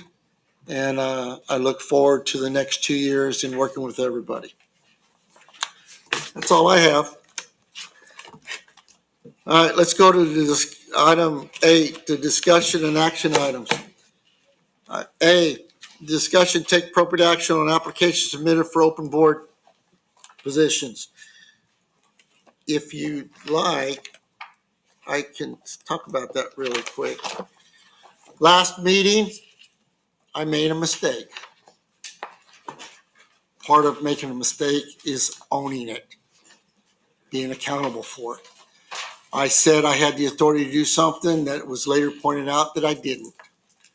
In one part of the ordinance, it says that on a vacancy, the mayor can fill a vacancy with an appointment. But you go down 2 more sections and it specifies the planning and zoning, a vacancy can only be filled by the authority that appointed the persons. And since city council is the authority appointing them, they're the ones that have to do the replacement. So I apologize for any confusion that might have done, and I take responsibility for that mistake. So moving forward with that, for the Planning and Zoning Commission, we have an applicant, Marcus Fuentes. Marcus previously served on the Zoning Board of Adjustments and previously applied to be on the Planning and Zoning and was told no, he couldn't by the council because he was also on the ZBA, even though he volunteered to get off the ZBA. Between then and now, he didn't renew on the ZBA. So I'm recommending, and I'm asking council to support appointing Marcus Fuentes to the Planning and Zoning Commission to take my place for the unexpired term that ends in June of 26. I'll make a motion to approve. Well, I have a question. Sure. So last time the recommendation or the attempted action was to put Mr. Esquivel on the Planning and Zoning Commission Right. from his position as an alternate to a full board position. That's correct. Did he change his mind about wanting a full board position? When I talked to Mr. Esquivel, I have a series of text messages. He has respectfully declined of not having the time, sufficient time to dedicate to a full-time position on that. Well, So staff would recommend removal of him as alternate because he hasn't appeared at any meetings. He hasn't participated in any of the. that I don't know. I'm just letting you know. If you're looking at making appointments, I don't know how many folks we have, and if there's yeah, you may not have enough. There's one vacancy. You may want to keep them on until you have somebody else. Yeah, there's one vacancy on the P and Z, and then you can Yeah. go from there. But he has respectfully declined a full position on the P and Z. Could, Sir. I guess I'm just used, and I know it's in here, but I guess Deborah usually updates us. Sure. Could she give her standard report? My little standard thing. Go right ahead. Well, You have can I stop real quick? yes. Just point of order. I appreciate you. Y'all have been very respectful to each other tonight. You acknowledged Councilman Murs, but really, Mayor, you have a motion right now, and you should entertain a second to that motion, and then you should take whatever Fine. action. I have a motion to appoint Marcus Fuentes to the Planning and Zoning. I second it. There's a Now you second. can have discussion. Okay, now let's move to the discussion, please. If Deborah could give us. Well, the only thing I was going to say is Marcus Fuentes has applied before. The last time he did apply, I will say this, he applied for the planning and zoning position. He had to make a decision. He did not come back with a decision, Okay. and that's why council did not move forward with that. Okay, Since then, he's had a death in the family, and talking with him, he's now back, I guess, able to do things. This position would be for 1 year. It's for 2026. yes. And if y'all so decide to vote for it, you do have in your packet another applicant for the Zoning Board of Adjustment, which would make it the 5th member. She has been on it previously. She works for the bank. Right. And she's resubmitted. And I wrote in here, both of them were in good standing. So that's your Yeah. choice. Thank you. We could do them all together or whatever, but I was, To do them both. do Marcus on the planning and zoning and Mr. Tato on the zoning Yes. board of adjustments? Yes. And his term would end in 2026. Mhm. And her term would be for, I'm sorry, let me look here. This term is up, the full board, in 2025. So if you wish to appoint her and make it to 2027, Sure. because otherwise she'll have to turn around and come back in a month and give another applicant. Oh, amend the motion. And I'll second his amendment. Okay, Okay, so you both are willing to amend your motions? Yes. yes. Include the terms. Okay, Sheena, did you have any comments? Mr. Lee, do you have any comments? One about P and Z and positions being filled. Yes, sir. It would be a little obscure to connect, but if the UDO passes, HLC will also have legal authority. We have some of the same people that deal with development on P and Z and HLC. So I want to think about how we want to handle that in the future. If you could be on both boards or you need to select one. Right. Well, and I'm sorry, and that's something that we can address as we move forward with some of the council Right. ordinance, who does what and well, and where the also mix is. here in the next few weeks, I'll be sending out a email to all the boards on who is coming up for their position this year. Right. Some may not apply, and that may be something that's an option that if you have other other candidates for those boards, you may look at that. You do need history on the board so that they can, keep with that. But also, if you have someone new that would work well with that board, that may be a consideration y'all have. So when it comes up for y'all to decide. And I agree with that. There needs to be some continuity, but also, and I don't want to sound ungrateful for the folks that do that, but there's a lot of new people that But want they are, and they come in, that want to that's get great. involved, and we may be looking at that in some issues. Hopefully they'll fill out an application. Any others? Yes, sir. Typically, we've waited until the second meeting after an application comes in before we make appointments. So I'd recommend that we do that. We've seen these people once. We appreciate them applying, and then we will take action. I would recommend that we vote no to this motion and take action next meeting on appointing them. And I appreciate that. And Because we do have a quorum on both boards right now. I do. I appreciate that, but I also believe that since both of these people have recently served, matter of fact, I don't think there's an issue there. But anyhow, Well, I respect that. You've already got a motion. I have a motion and a second. It'd be a vote. All in favor? Aye. Opposed? Nay. Okay, motion carries. Thank you. Okay, so that's Mr. Fuentes till 26 and till 27 June. I will let them know. Okay, Thank you. wonderful. Let's go to the next one. Where am I at? Discussion and appropriate action to award a contract for solid waste, inclusive of recycling, bulk, and hazardous waste services. Everybody has, last meeting, and I asked that this be tabled so we have an opportunity to look at the, the proposals and kind of do our homework and go from there. And my position right now, obviously it's a city council vote, and we're going to open this up for discussion, but I would recommend to go with staff's recommendation, but we'll go from there. Phil, did you want to talk about You this? had mentioned Chris Cox. He was. Well, if the city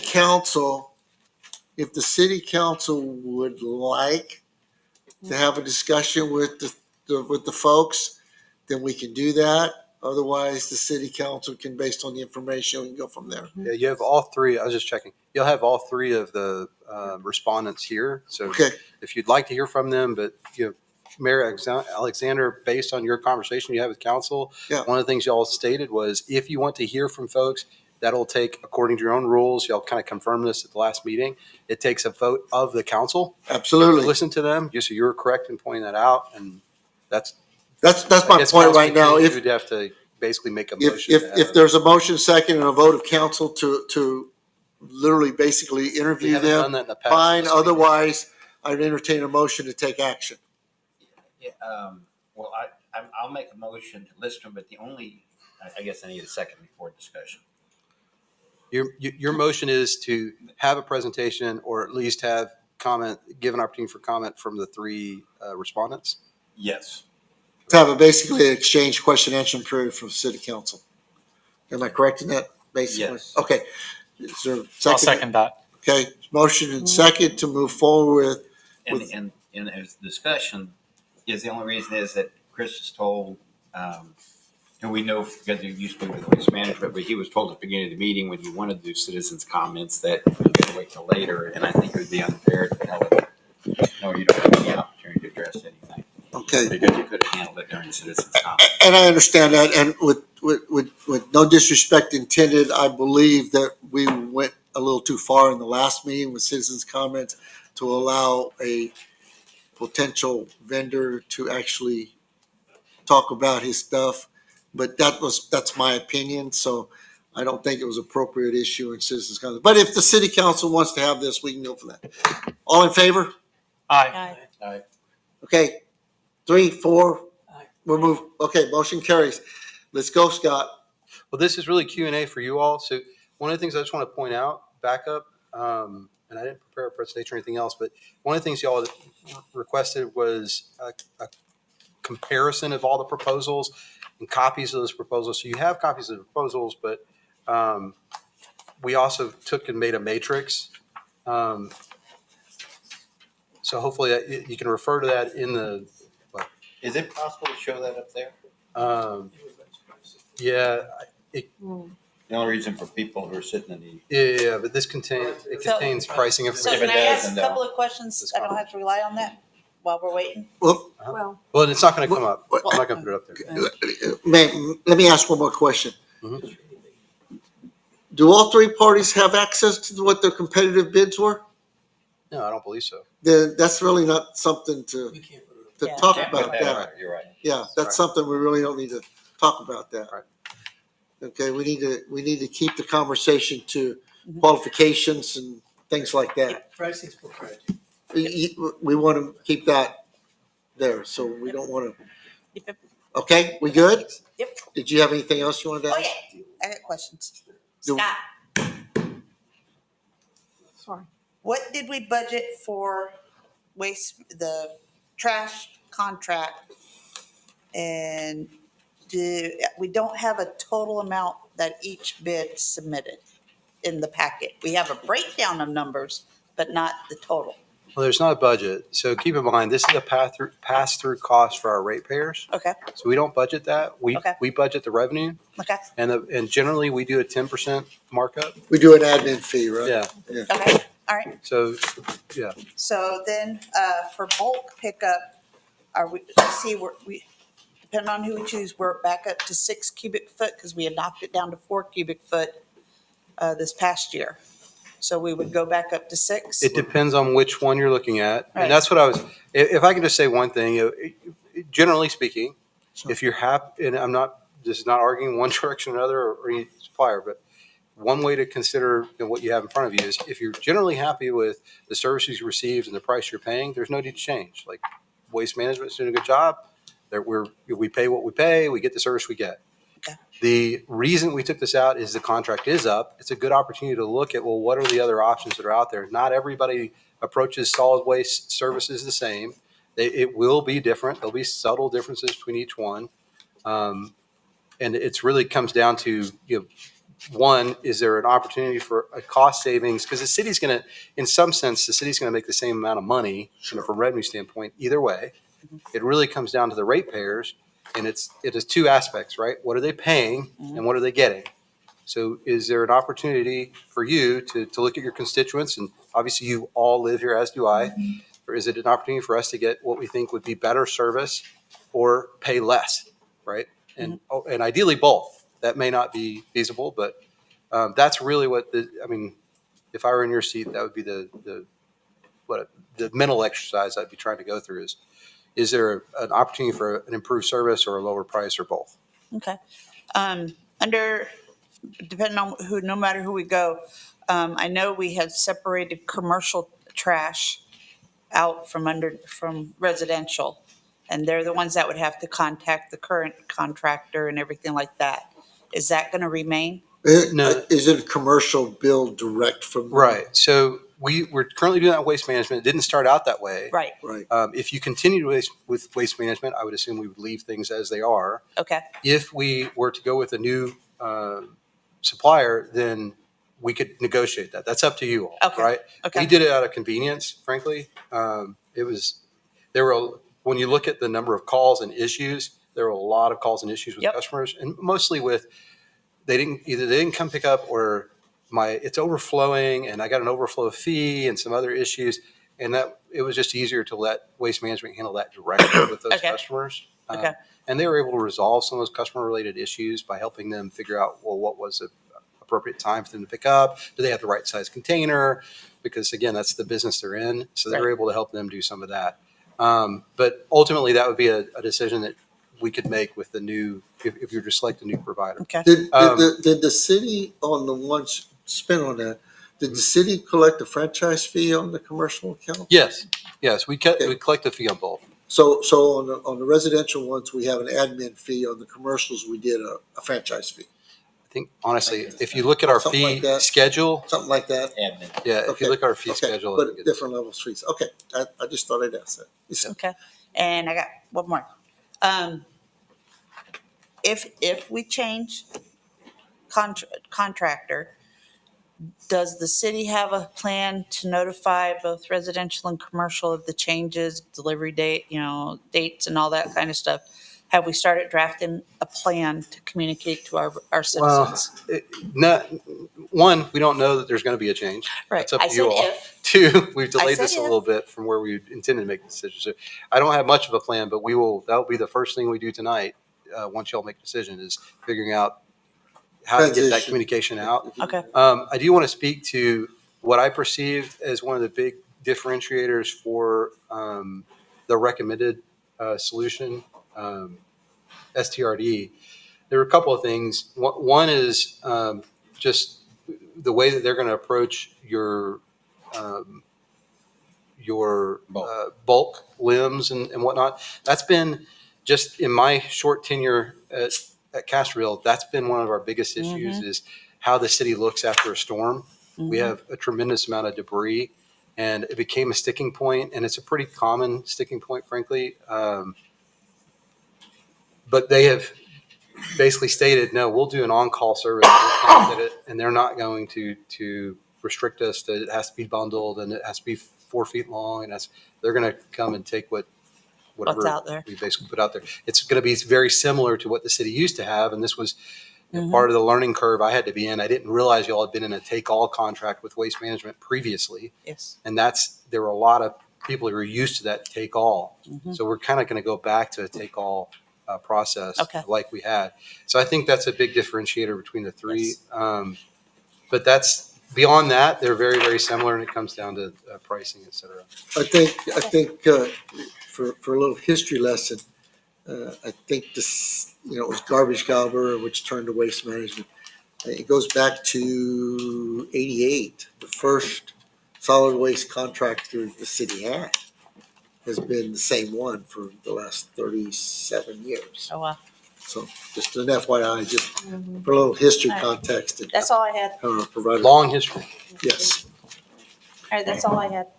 Okay. Houston, did you have anything? Not in here, maybe outside. I mean, Okay. Anybody have any other, do you have, sir? Or do you want Wait, to talk with people? You're passing me. Oh, I was gonna come back to you. Okay, if you're gonna do it, come back to me. Go ahead and work these ways. Okay, go right ahead, sir. Yeah, Before we pull them up, if you, just general comment. just recollection, but Sheena, when I came on council about 10 years ago, they picked up 8 cubic yards. Mhm. They then, Waste Management recommended they drop that down to 4 cubic yards. City council at that time said that's too big a jump, so we negotiated 6 cubic yards. You know, like Scott said, we've all been through the storms and all this debris is sitting out there on the street for 3 weeks because it happened No. the week after that. 3 months. 3 months. 3 months. Because I Well, had 3 people months, yeah. getting Yeah. tickets. So now, the ST South Texas, they have offered to go back to 8 cubic yards. Yeah. If I read it, so we're getting back what we had months ago, Yeah. years ago, and also I really like this, 72 hours or 3-day notice, and they pick it up. So that's what I Yeah. just wanted to mention. Oh, yeah, I read it. The reason I said that is you'd said earlier we were at 4 cubic yards, now we're actually 6 cubic yards. Mr. Lee? Yes. Ready? Yes, sir. This is general comments on. Yes, sir. This is general comments, and then we'll call the folks up. Now I can get off track. Yeah, I do too. I did absolutely read every one of the packages and the additional information set. I think every one of them is a very capable company. They proved that through the references that they've given. They definitely have. In the area of recycling and so forth, you can't beat Waste Management, and they're nationwide, and they're obviously dedicated to that kind of thing. But after looking the whole thing, there really isn't dollars worth of difference between our current contract and the one recommended by staff, dollars. And it isn't much. And Waste Management, as you said, has been here for quite some time, 25 years I know, and many, many times they've stepped up to help us. They have the equipment, they have the ability to move things away, they've got the heavy devices, the grapples, they've got the whole 9 yards. And I've been pleased with that. The only issue I've ever had was when I wanted to throw out more brush than, of course I've got, 5 acres. Than the thing, but I've managed, okay? I've managed kind of everything. But I think they have well-maintained vehicles. They're generally newer. As the other companies mentioned, their drivers become part of those communities. And the same thing has been the case with Waste Management in our community. People taking coats and sandwiches and that kind of stuff. I think the competitors, the way I interpreted what they gave to us, would need to get additional equipment and additional people in order to take care of us and our enlarging city, which is probably not the case with Waste Management. We have no transition issues whatsoever if we stick with Waste Management. I like the fact that they have a scheduled brush and heavy trash. I don't have to call somebody and try to schedule the time for them to come, even if the other ones give us a bit more. I like to have things done automatically and not have to get involved with the vendor. To me, the city is my link to the service that the city charges me for. I don't want to have to go to the vendor to do that, other than hazardous waste, which I have used and Waste Management worked perfectly. I was very, very pleased with the way they handled that. Anyway, I think all in all, I've been very, very pleased with them. I don't have anything negative to say about the other companies that Waste Management really far and away has the equipment, personnel, the recycling capabilities, and the rest. And prices so close, it's hardly mentionable to that we should go ahead and continue with them at this point. Okay. Scott, the city council, would you like to, go ahead and draw straws, pick them out, whatever you want to do. Let's get one of the folks up here. Well, yeah, it's on today, or if you want, it's up to you. Do y'all want to do that now, or do you want to? I mean, I really don't want to. I mean, we'll give you some time, but unless you have something specific, you'd like? Huh? Do you guys have anything specific you'd like to address to anyone? If not, then I'll entertain a motion. Well, Well, we Or said we wanted. do we want to hear from them? Yeah, y'all did say you wanted to hear from us. Okay, that's true.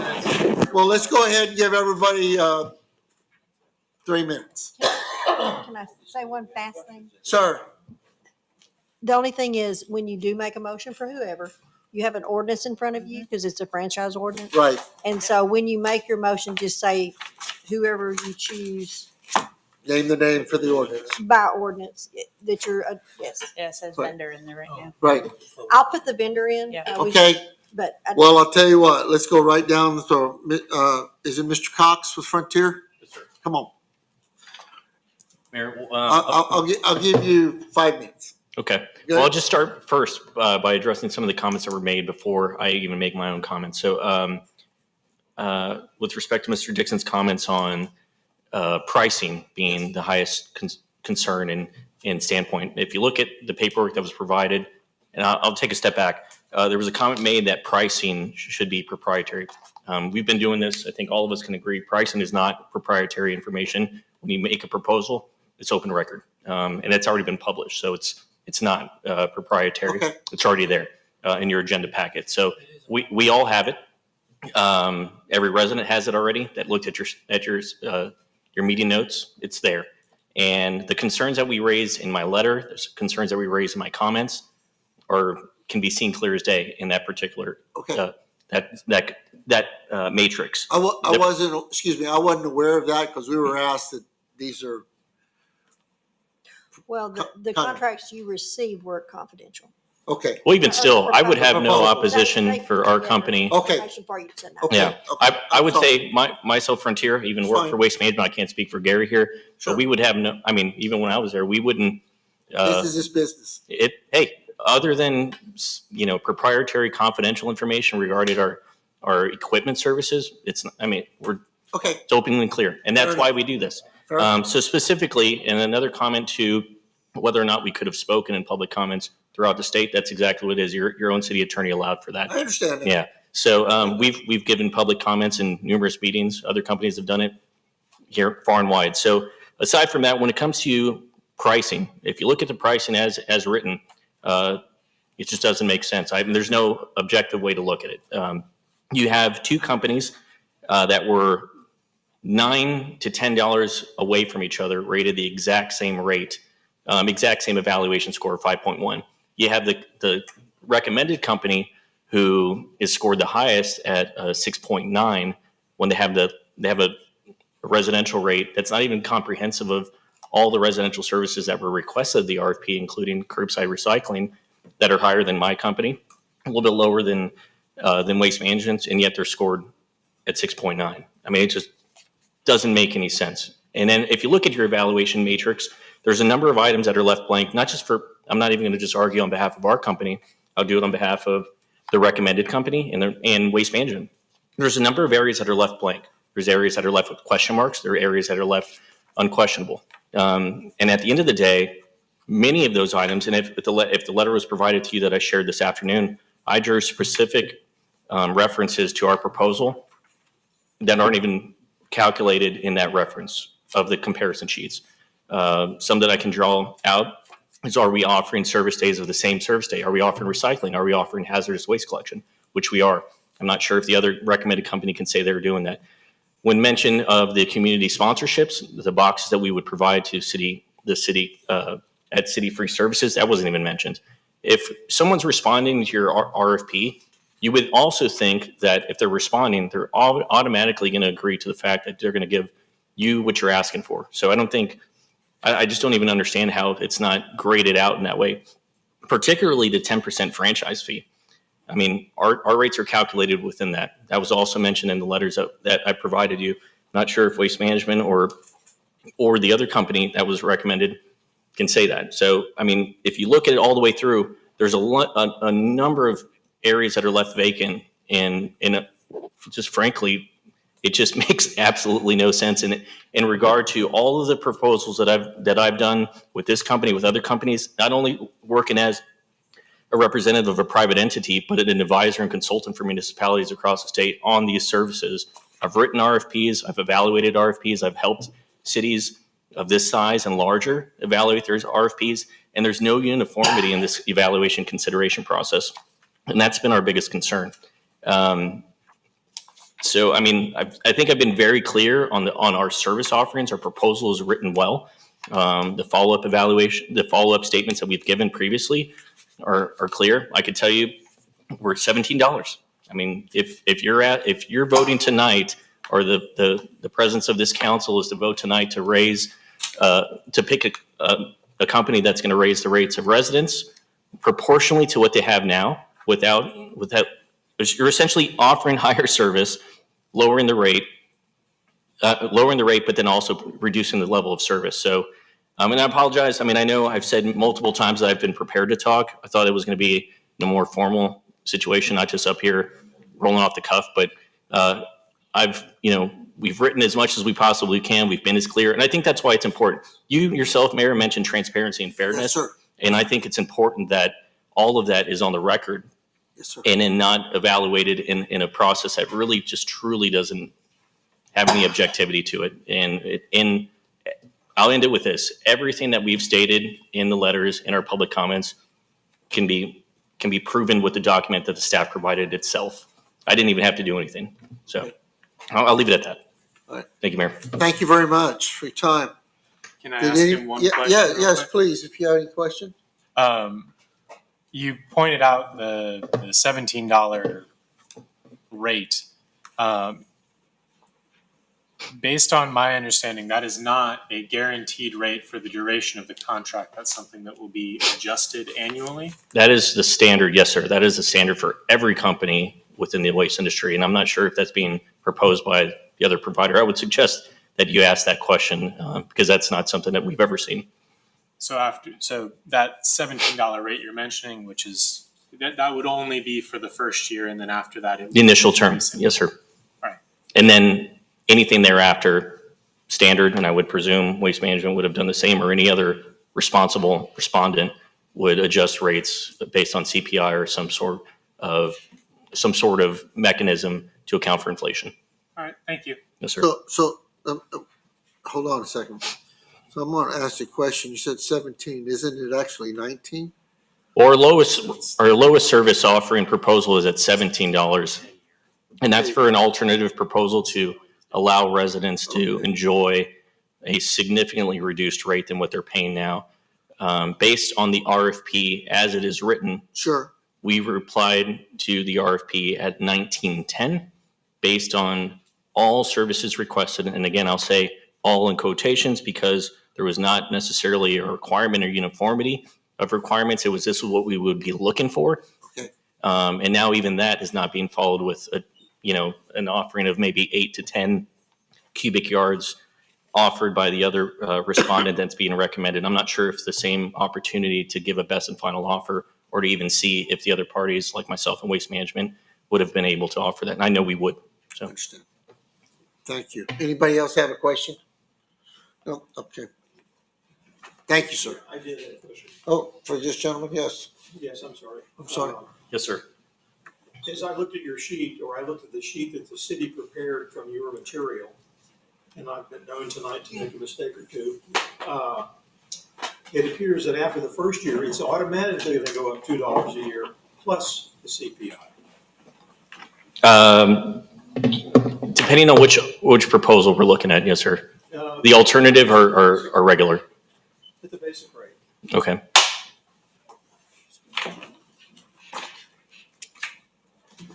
I'm sorry, excuse me. Not you, first year, $17. Go ahead. And then after that, $2 increase for years 2 and forward, automatic. No, read the one below it. Additional fees, you mean? Years 7 through 10. Yes, I understand that. I'm just looking at the one right after. I know, but additional fee. So the way that I read this, and it doesn't continue after the 2 dash, but it says increase per year for years 2 and forward on my sheet. Okay, and then I believe there was a CPI adjustment also. So at the end of 5 years, I've gone up $1, $2, $3, $4, $5, $6, $7, $8, right?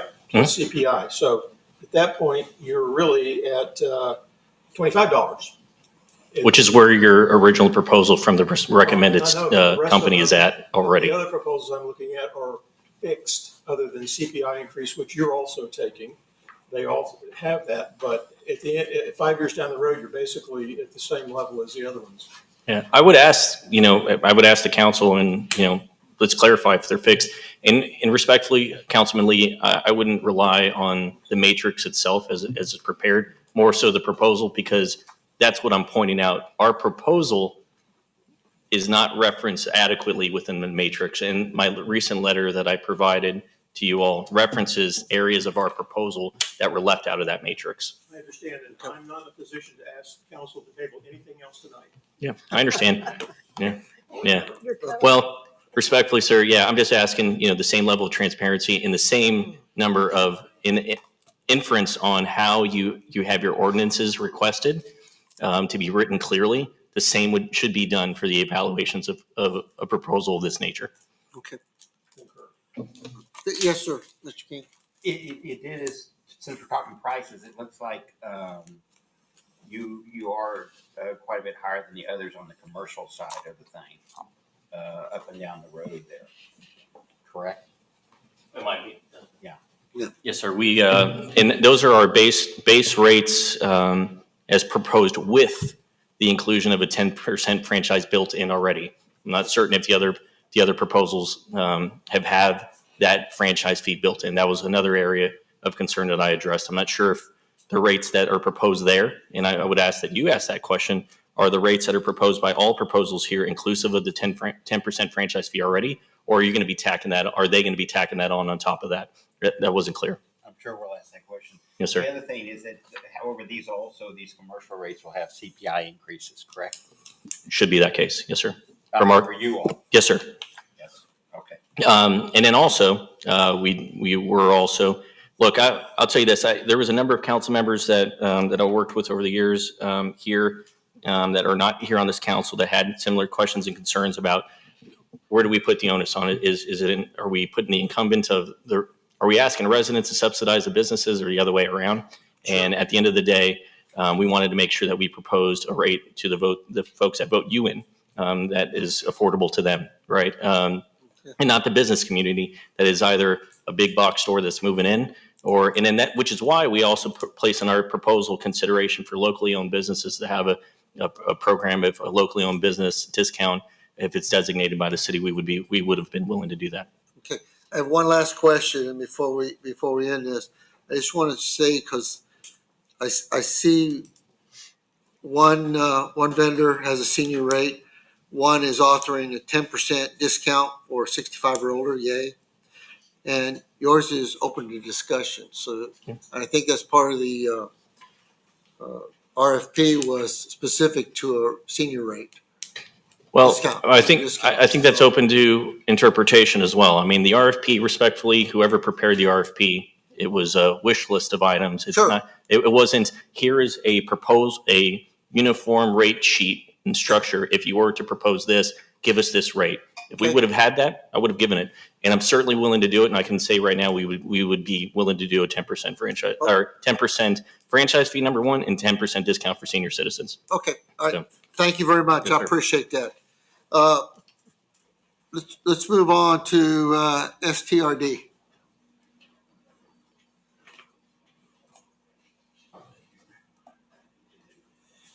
Mayor, council, how are y'all doing this evening? Right. I'm Blake Caesar with South Texas Refuse and Disposal out of Hondo, Texas, and I've got the owner of Freddie Quail Yard here with me tonight.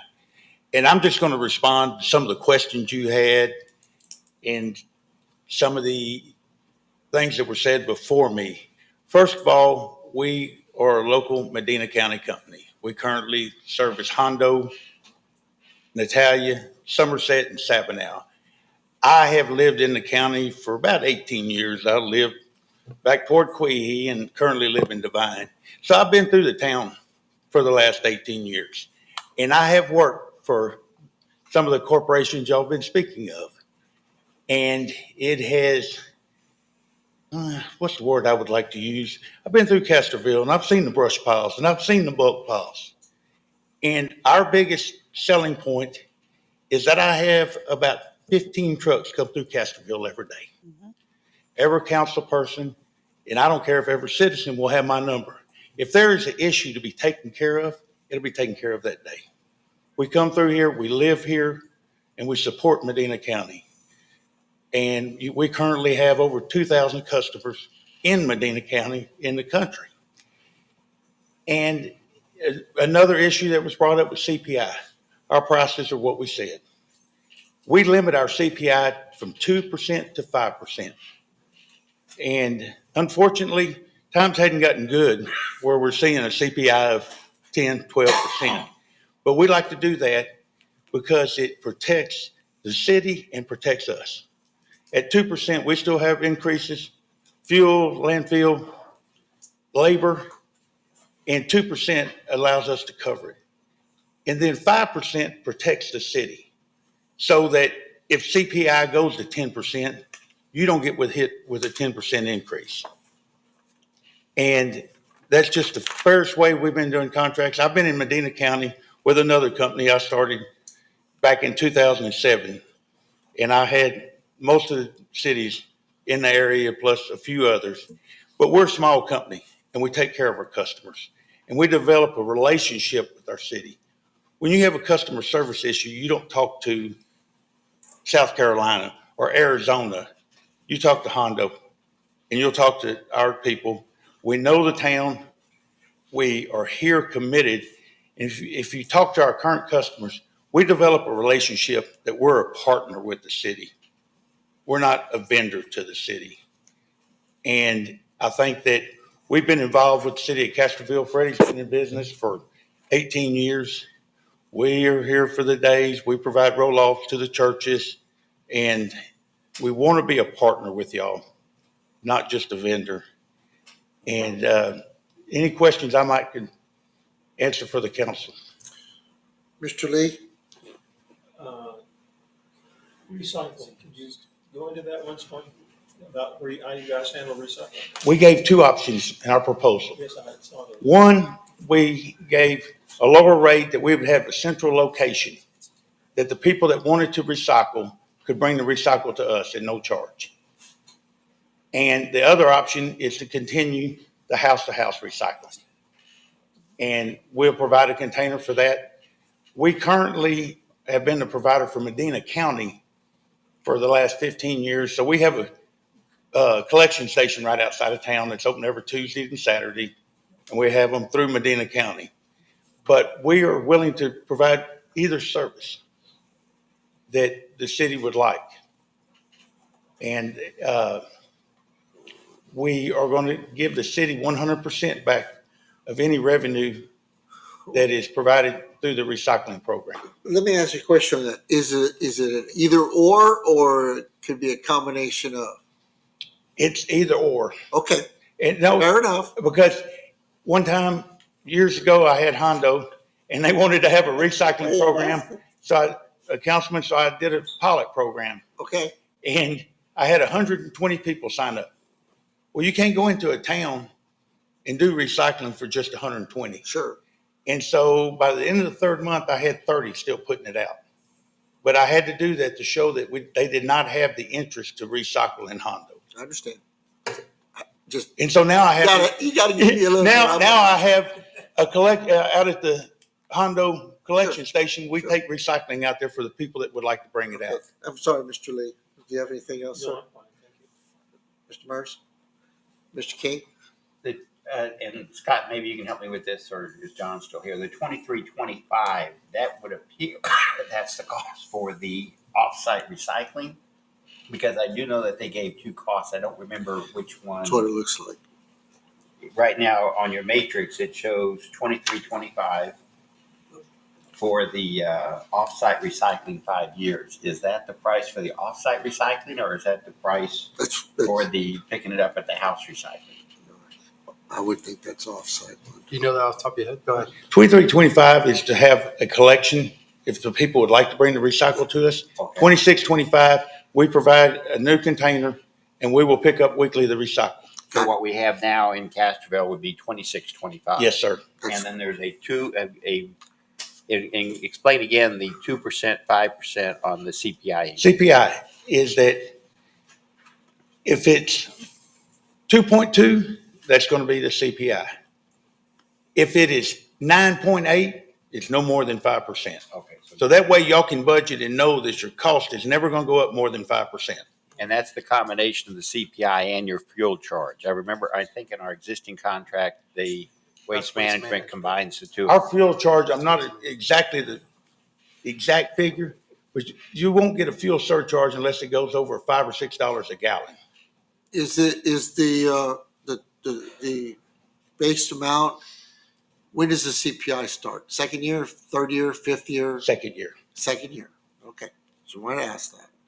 Okay.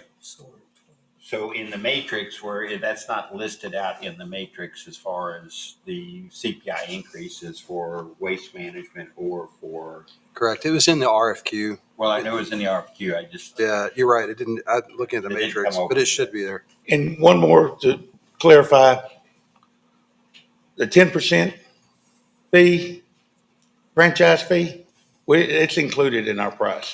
We didn't, Okay. It's that not was an brought up add-on. earlier. That's, Not if an- we say $10. Okay. And, yeah, okay. And based on, I'm going back to the senior discount.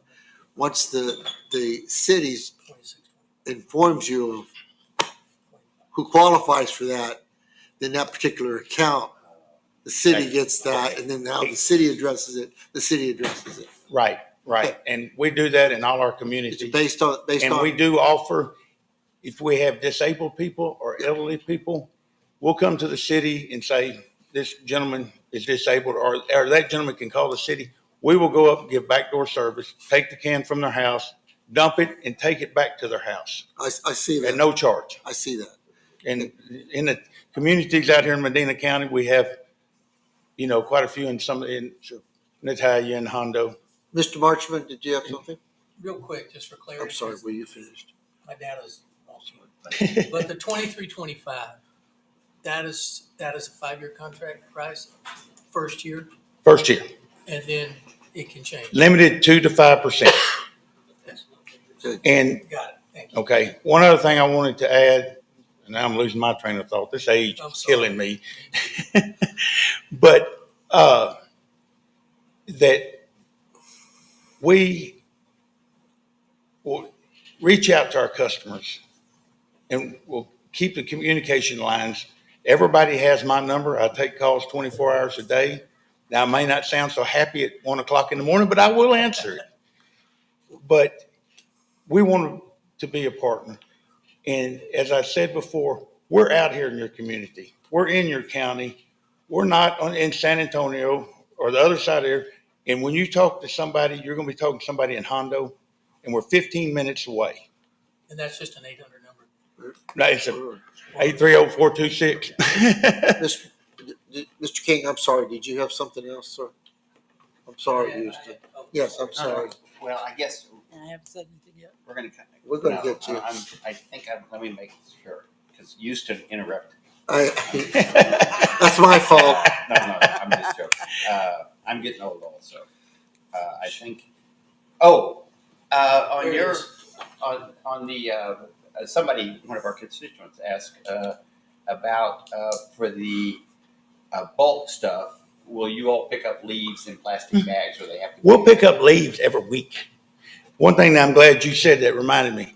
I'm sorry, I'm old, but we still use rear loader trucks. Because when I pull up to a container, if there's bags of leaves, we pick up 5 to 7 bags. We pull up to your house and you got 7 bags of leaves, we're gonna take them all. Okay. If we pull up and you got 20, we say 5 in our contract, but we're gonna take 7 or 8. And then if we got room in the truck, we're gonna go back there and get the rest of them. Because you might as well go to landfill full. Yeah. Sure. Okay, so Now- basically, instead of just what's in the container, you'll take what's in the container plus. And that's a big thing. I use rear load trucks. Now, is it efficient or as the one-arm bandit y'all been seeing? Probably not. But I got another guy employed that's on the back of the truck. Okay. And I pull up to your house and there's an extra bag of garbage. You had a birthday party. You had a holiday. We all have Christmas. We're going to pick that extra bag up. And now if I pull up to your house 5 weeks in a row and you got 3 extra bags, I'm gonna contact the city and say, hey, they probably need an extra can at this address. Right. If it's And- consistent. And let them know, and they'll find out that it's a lot cheaper than that first can. Mm. And that way we keep communication between the citizens, us and the town stays clean. Okay, Mr. Marshman, did you have anything Yeah, else? one more question, Okay. if you don't mind. Not at I all. was curious, you said earlier that you had 130 customers in the city, and that wasn't enough to meet the threshold in the sense of recycling. Right. What do you need Well, in a corporation? that's a tough question because unfortunately, in this part of the world, it's not a big recycling. They are the only city that, in Medina County that I know of that's doing recycling. But you still have the cost of driving all through town. Right. You still have the labor cost, the fuel cost. And so the only thing that changes is the actual amount of recycling. And so you almost have to have everybody, and that's why we offered that collection, so that if 50% of your city didn't want to use it, then it would be, we give them an alternative, Right. and nobody's charged for it. So it's either everybody got to be charged or nobody. And we gave you both opportunities to do that. Ms. Martinez? Thank you. Under commercial, would they be allowed to put brush out for their businesses, like when they trim back trees or the storms come through and? I do it in other towns, so. Okay, so And as commercial. long as it doesn't get. No, But no. And the thing that we want to do, is we want to get set up, is have the citizens call us. Okay. If they've got a billing problem, they call y'all. Right. If they've got a service issue, they call us. Okay. And I've got a staff, and so they call, and we make a list. Okay. And we're going to be over here in 72 hours. Okay. And I don't know if it's right or wrong, but we started this in Hondo. And if you look how clean Hondo is, the only problem with it is getting people to call, because we have spoiled them. Because I don't want to wake up and say, no, I'm not picking Councilman Houston's brush up. He hadn't called in. Well, then I'm going to have 500. Sheena, may I just interrupt you for a second? She may ask this question, so I'm sorry. When it comes to a storm, is there a requirement to the size before you won't pick it up? If somebody has a pecan limb fall out of there that's 20 foot long and 8 inches in diameter, because it happens, the pecan trees will fall when there's no wind. All we ask is that it be cut up in, pieces that we can manage. Manageable. Okay. And that's all we ask. And let's hope. Sure. No, I understand. That there's been FEMA storms come through this part of the world. Sure. Luckily, I've been out here in this county for almost 20 years, but let's hope. But use some common But we're going sense. to work with the city, and we'll work with FEMA and whatever the cleanup is. Sorry. And that's the whole point of That was gonna happen. me sitting up here talking. We're going to be your partner. We're not going to be your vendor. Okay. And that's just the way I've built the business over the years. And that bulk contract, it's 8 cubic yards is what you're offering. And if you got 9 or 10, don't worry about it. Now, if you got 30, Yeah. I'm that's a gonna different call issue. your compliance department. Go, hey, I need some help over here. Unless the storm went through and, Okay. Right. Ms. Martinez? yep, that's it. Okay, Can I ask one more question, please? I do have one, yes. Go ahead. On your price list, I see the one on the top there, 23 something, and under that I see one that's about 26 something. Is that with the recycling container, and the one that's 23 something is just trash? Yes. No, 23, 25 is trash, but it's also a centrally located recycling facility. Okay, yeah. We'll put a 20-yard, 30-yard recycling container. So, We'll monitor it. We'll say, okay, on Wednesday, you can bring your recycling.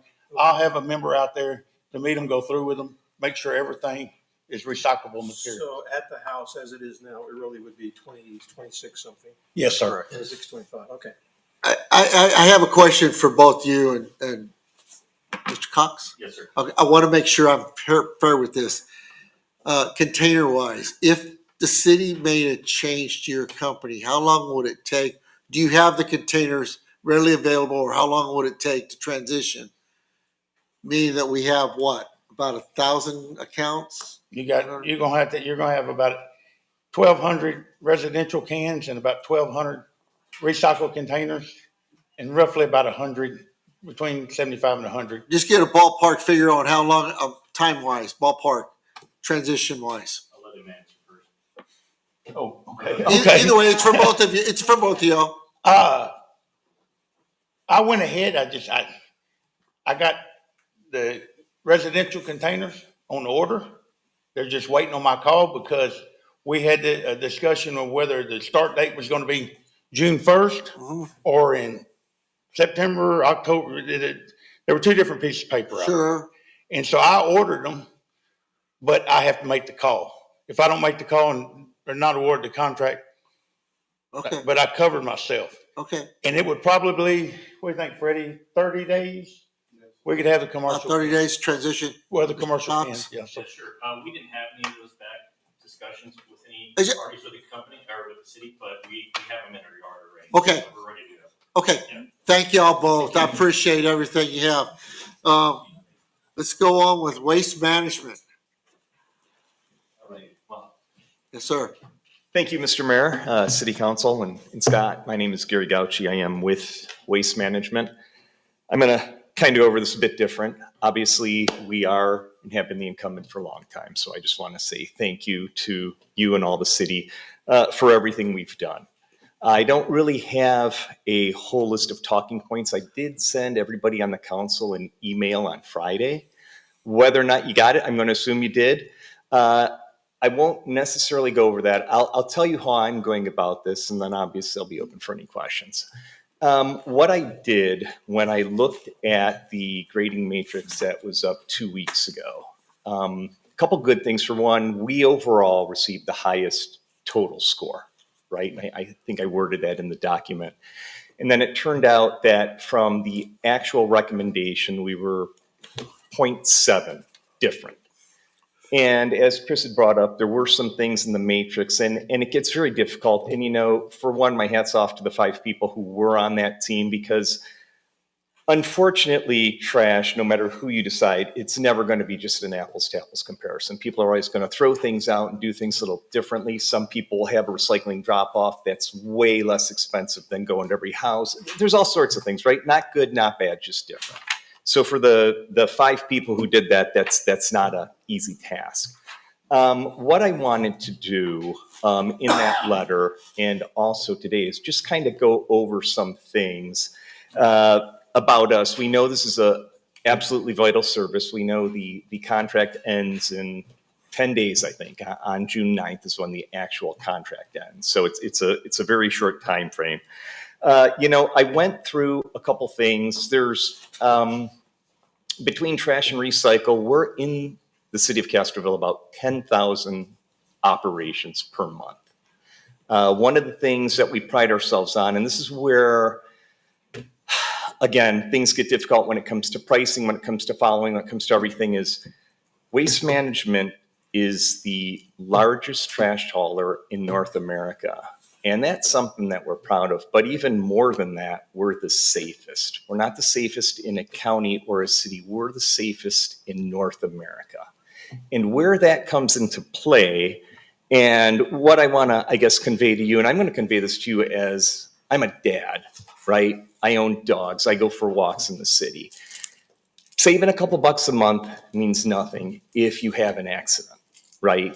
And so what we do, right, and kind of one of the responsibilities we have is to make sure that above and beyond everything, we operate in the safest manner possible, okay? With that, one of the things that we do have is, as this gentleman stated, are the one-armed bandits. We have the one-armed bandits for a reason, because they're safe. Rear load trash vehicles have the highest fatality rate or highest injury rate of any vehicle possible in the trash industry. So we only use them for brush and bulk because, yes, it might employ somebody else and a helper, but yes, there's a greater risk. And here's the reality. If you pick us tonight, I'll be happy. If you don't, I'm still going to go home and be a dad, right? And that's what each and every one of us want to do. We want to go back to whatever it is, whether we're a mayor, city council, city man, doesn't matter. We're parents and husbands and wives and daughters. To us, safety is the most important thing. So what we do, right, is focus on that, right, in terms of how we route, the things that we do in the industry, such as what we do with AI, all these things that are above and beyond. Our commercial trucks alone have 12 cameras on them, right? We know not only when, trash is overloaded, it's sometimes it happens, as just one gentleman said, maybe, a New Year's party, of course there's going to be more. But if there's continuously more, right, it's about getting people right-sized. And I think somebody brought it up earlier, we have been doing that. That's very important for a couple reasons. For one, from a routing standpoint, you don't want to pack your truck out halfway through the city, because going from here either to the MRF, which is the recyclery, or the landfill is an absolute nightmare. And then what happens is everybody downstream can be affected. So we're always working between safety, reliability, keeping our fleet. That to us is the most important part. Take a step back from that. Obviously, it's dealing with the trash and dealing with the recycling. We have one of the largest landfills here in San Antonio, Covell Gardens. I'm guessing that's where probably both of these guys would be taking their trash. We are extremely prudent when it comes to all environmental regulation. We just opened up a MRF, and I sent some of you, the ones that aren't new, but I sent some of you an invite to the MRF opening. It just opened in April. $72 million can process 40 tons of recycling an hour. There's a lot of responsibility that comes with being the biggest and being the safest. And we're proud of that. We're proud of having a 40-plus year relationship. And when it comes to relationships, the one thing I think that makes us unique is even though we're the nation's biggest, that doesn't mean that we're detached. I talk to Scott all the time. I have April's cell number. I have Patricia's cell number. I have Kathy's cell number. I've talked to Patricia on a Saturday. In fact, I believe Councilman Lee had an issue. Amen. I called him up and I addressed it. Did I have a magic wand? No, but what I did is the kind of buck stopped with me. I'm in the city multiple times a week. Our drivers are here constantly, right? And that is about building that relationship. And so when things do happen, and here's the whole thing, things do happen, right? Of these 10,000 plus actions we have a month, we're in the 98, 99% good, but there's always going to be issues. It just happens, right? And not just residentially, but on the commercial side. When you take a look, and the one thing I didn't quite understand, and again, I'm not here to disparage either one, because I don't know what they actually provided and how it was graded, but when you look at the commercial matrix, we're the only company that offered 3-day-a-week service. So the McDonald's, the Golden, anybody who has any type of food, 2-day-a-week commercial service is a bit lean, right? Especially when it's 100 degrees outside, nobody wants rotting food sitting in a container. I don't know why that was, or if maybe that was overlooked, or maybe those prices weren't favorable. I don't know. But so for me, this is what I will appeal to everybody here. We've been the incumbent for decades. I think we've had great relationships. We've had service issues that we've always been able to get better from. We've built strong relationships. And I'm appealing to you that hopefully a combination of what we have offered, what we continue to offer, and the relationships we built will kind of cover the gap of that half point that we weren't given. And hopefully you'll provide us with your vote in a new contract this evening. Sounds good. Thank you. Ms. Martinez, do you have any questions? Mr. Marshman? Just quick, your rate, is it subject to go up like every year, or is it? So if you take a look, the rate that I presented to the city is what the current rate is. So it's basically going to be the identical rate for another 12 months. And then the way we do it, we do everything based on the CPI. And this is through the BLS, Bureau of Labor Statistics, there's either garbage trash or water sewer trash. And usually the way we do it is you take 80% of that month over month for a 12-year or a 12-month period. And then we have a fuel component, which is usually, PPI number 2 diesel or CNG, right, depending. And so what happens is those two usually balance each other out. So you take 80% of the CPI for garbage plus fuel adjustment? 20% for fuel. Yes, that's usually how we do it. And I believe that's how the current contract, I don't know it verbatim, but yeah, that's worked out good, and that keeps it somewhere usually sub 5%. And if 5% is an imaginary line that everybody wants. You can always put a cap on that. I will tell you though, this is the one thing for us, or like I said, anybody who's going to be servicing you, the last thing you'll ever want is whatever company services you to lose money, right? We all have margin. And if we're going to sit there and say, well, we'll cap it at 5 and it goes to 15, nobody can sustain that for very long. So if we were to enter into something new and we agreed to a 5% cap, there would be a stipulation on there that, hey, if the entire universe goes haywire, Gary has a chance to come back and show you guys why it's 15 and appeal. You don't have to say yes. But again, you don't want any company you do business with to say, hey, we're going to make a business decision that we're going to lose money every year. That's a safety issue. That's a quality issue. Those are all things that anybody, if anybody says us, you would never do as a business person. Thank you. Mr. Martin, anything else? Mr. King? 2 questions. I guess same one that I asked the other one, as far as leaves, picking it up in bulk within the 6 cubic yards, those have to be in paper bags or they can be in plastic bags? So when it comes to bulk and what's included in bulk, and usually the way bulk is defined, paper bags, plastic bags, doesn't matter to us. The biggest deal is when you get people putting like either cacti, rose bushes, something like that, and they'll put it in a bag. Because you got to remember, like I said, the only time we use rear load are for bulk. And so that means somebody's physically going. So our guys are going to go to a bag, and what are they going to do? They're going to grab it. And even if they're wearing jersey gloves, if there's, rose bushes, whatever, that's a hazard. And again, the whole goal is to go home safe. So right now, So people can put just leaves out on the streets. you have a 6 cubic yard limit. It could be leaves, it could be limbs. We do have limits because again, it's a weight. Plastic bags. Well, if they're just leaves, yeah, I mean, you could put them either in a plastic bag or like the craft paper bags you'd get at like a Home Depot. Okay, understand. And then I thought you all were also picking up regular garbage in rear load trucks. No. Typically, so no. both I know your recycle is going on. I've bags. seen them in my neighborhood.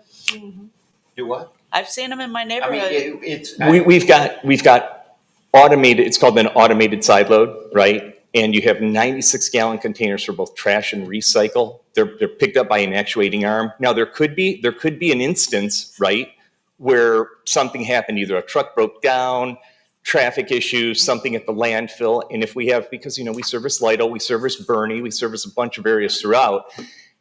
The bottom line for us is trying to make sure you complete everyday service as safe as possible and then as accurately as possible. So there are times where we will divert, but using rear loads to actually service trash on a weekly basis is an absolute no-no in the industry. Don't use the rear loads for regular trash. No, it's a bulk only. Okay. You good, sir? That's it. Mr. Mers? Mr. Lee? And yes, as you said, it was, I think, a weekend or some issue. I had my particular container got missed. I called the city. The city basically said, if you wish, you could talk to Gauchi, which I did. And the next day, a guy stopped in front of my house and with a truck unloading new containers. And said, I'm not really exactly sure. Something about getting this can. I said, this can didn't get picked up. You're supposed to. He said, you really? I don't think I'm supposed to do that. I said, why don't you call Mr. Gauchi? He did, and he immediately picked up my can, put it in the back of the truck, and I think he got a can down. He emptied mine into it and then put mine back down on the ground. But as you heard me say in the beginning, we've had an excellent relationship with Waste Management for many years. The only issues I know that people have had is when the basically brush kinds of stuff had to be reduced in size. I understand now why you're doing it. And occasionally there's a party or a function and you use the automated device and there's pieces of cardboard and party stuff sticking out the top of the container and you won't take it. And of course people are now they're ripping their hair out and on what to do, but I can understand your rationale there. I was just curious if the city might actually have a stock of containers that a citizen could rent for a function so they could put out too, and we could basically make sure they complied with, if you're chosen, complied with your requirements to have everything within the can, and yet would also make something available to the citizens to get on a one-time basis. So- put stuff in. But So what I can tell you is, like I said, I talk to Patricia and Kathy a couple times a week. If that is something that need be, and like I said, it's the perfect time, graduation parties, right? I mean, right now, people have a lot of stuff. The whole reason, just so I guess it's clear as to why we won't pick up with an automated arm anything over the top, is just so you understand, is that arm picks up and actuates. There's a hopper, right? And the hopper is, well, it's graduated, it's still only so big. So if stuff goes over and hits the street, bag breaks open, anything like that, we don't have the ability to just pick up every little piece. And so what we try to do is we give a couple options. If families are growing, right, we give a second or third card option, or if there's something like that, we could easily make something like that happen where it's kind of a one-off event. Remember, our trucks are driving there anyways, and they're going to tip whatever they see. So that would just be something done, like Patricia and Kathy send us the house count, and that's something easy that could be done. Anything else, sir? No, sir, I'm good. Okay, thank you very much. Thank you. Okay, folks, I'll entertain a motion on how you want to proceed. I'd like to make a motion that we, okay, what is it? You want me to read something specific, or let the mayor read it when he, Should be on the first page in the packet, yeah. the recommendation. And just say, Yeah, I did read it. You're gonna read this caption and inject the, am I By correct in that? It's an ordinance of the city council of the city of Castroville, Texas, approving an exclusive franchise agreement with, and then name the vendor for the collection hauling. I'm gonna read it if you don't mind. No, but I think that's appropriate. For Okay, with the, and you fill in the blank, which one you choose, for the collection, hauling, and disposal of municipal solid waste and recyclable materials in the city of Castroville, Texas, authorizing the city administrator to execute the agreement, providing a severability and repealer clause, and establishing an effective date. Fill in the blank for the vendor, and there's the motion. Okay, that being said, I recommend, as you read, that the city council approve Waste Management to enter into a 5-year contract for municipal solid waste collection, disposal, and recycling services. Does that fill the bill? Yep, so we have a motion to enter the contract with Waste Management. Is there any second for that?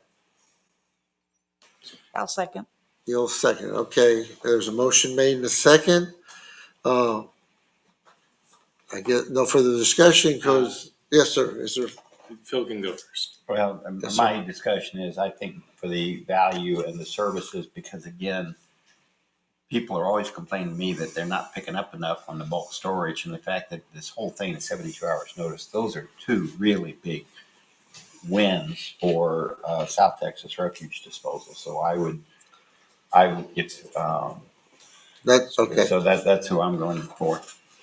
Is there any other discussion? Sir, I was just going to say that I'm not the best person to evaluate this because we put out our recycling about once every 3 weeks and we put out our trash just about as often. I've never put out bulk or brush, but I've had to sit through about 6 hours of discussion about bulk and brush. And I think South Texas refuse disposal does represent a stronger offering in that area.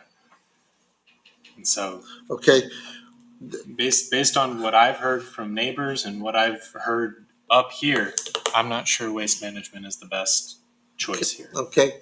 We have a motion and a second, and let's go ahead and do the vote. All in favor? Aye. All opposed? Nay. Opposed. Okay, motion failed. Do I? 3 nays. It was a 2-3. The motion fails. I'd entertain another motion. I'd like to make a motion.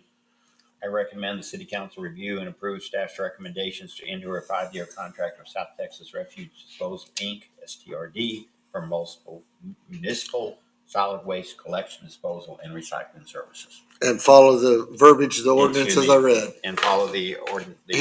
The verbiage as mentioned. Yes. That's good for you, Deborah? Do I have a second for that motion? I'll second. Motion made and second to move forward with, is it South Texas Resource. disposal? Okay, motion and second. All in favor? Aye. All opposed? that just in May? Passed 4-1. Okay, there we go. We have a contract. All right, thank you all very Sorry, guys. much. Thank you. Okay?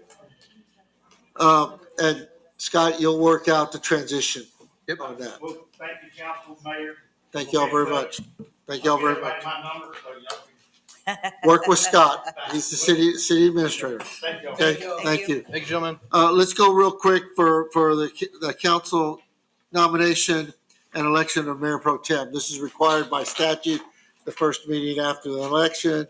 I'd like to make a motion. Yes, sir. I'd like to make a motion that Councilperson David Mers be appointed Mayor Pro Tem. Okay, we have a motion. Do we have a second? I guess I'll second that. Okay. We have a I motion. don't know if I can. Yeah, sure you can. We have a motion and a second. Motion by Councilman King, second by Councilman Mers for Mr. Mers to be the Mayor Pro Tem. All in favor? No, wait, Oh, discussion first. Is there any discussion on this? Yeah, and the reason I did that, by the way, is that except for Houston, who's brand new to the council, David hadn't been Mayor Pro Tem. Of course, Bob was mayor in the past. I've been He mayor doesn't pro, want to be. and he didn't want to be.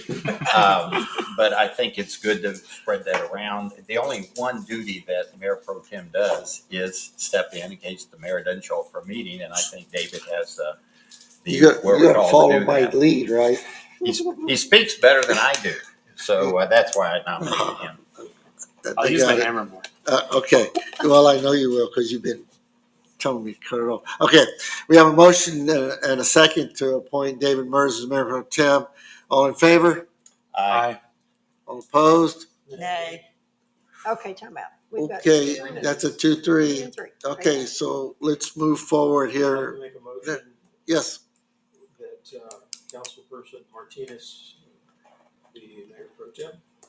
okay, I'll second. motion made and second to reappoint Councilwoman Martinez to Mayor Pro Tem. Okay, all in favor? Aye. Any opposition? Motion carries. Congratulations. Okay, we can move on, guys, if you want. So, consider and take appropriate action on adopting a resolution establishing regular meeting time, date, and place for city council meetings. This is specific to the city council meetings. Can I make a motion? Yes, sir. If Deborah, I think Deborah wants to talk. I was gonna say, I'm sorry. Go ahead, please. But just make sure you say it's a motion by resolution. That's all I was gonna say. So adopt a that resolution. you move to adopt a resolution. I make a I think I motion have to approve a resolution Thank you. as presented in our package.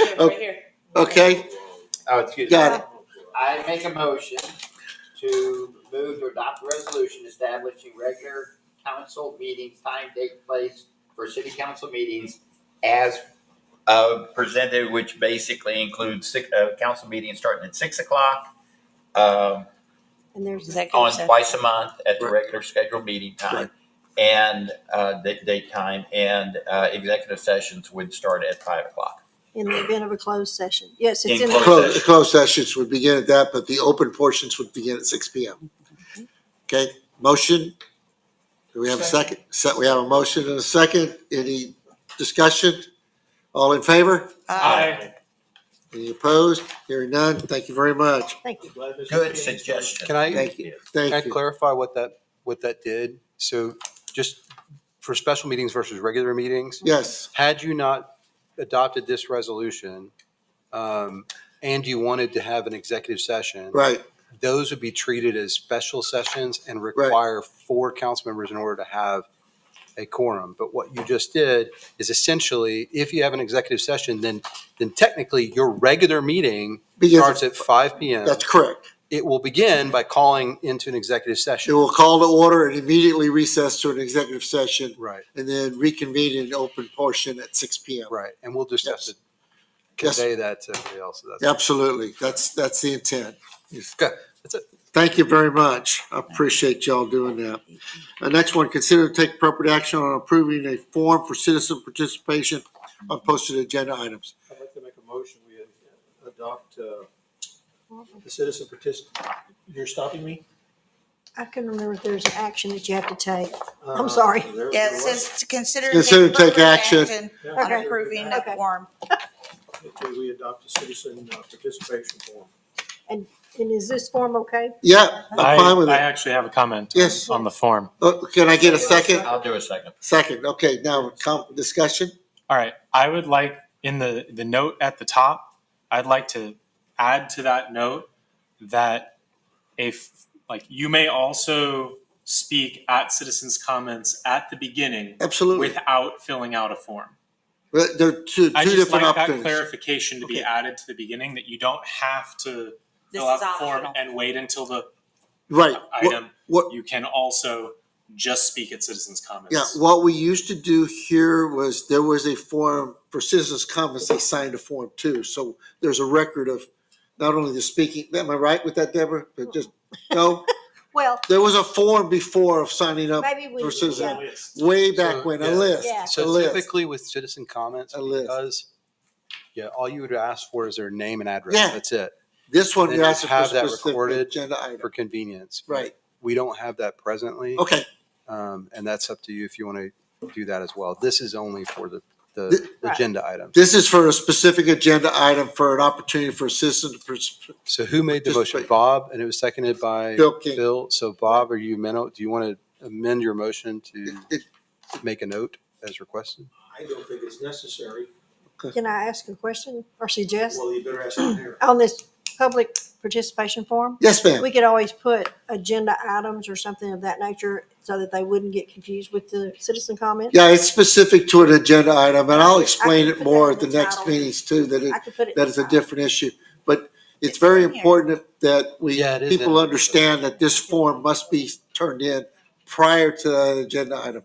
Yeah. Don't let that agenda item come up and then try to rush them in. You need to give it to us in advance. Yeah, it says right here which agenda item. Okay.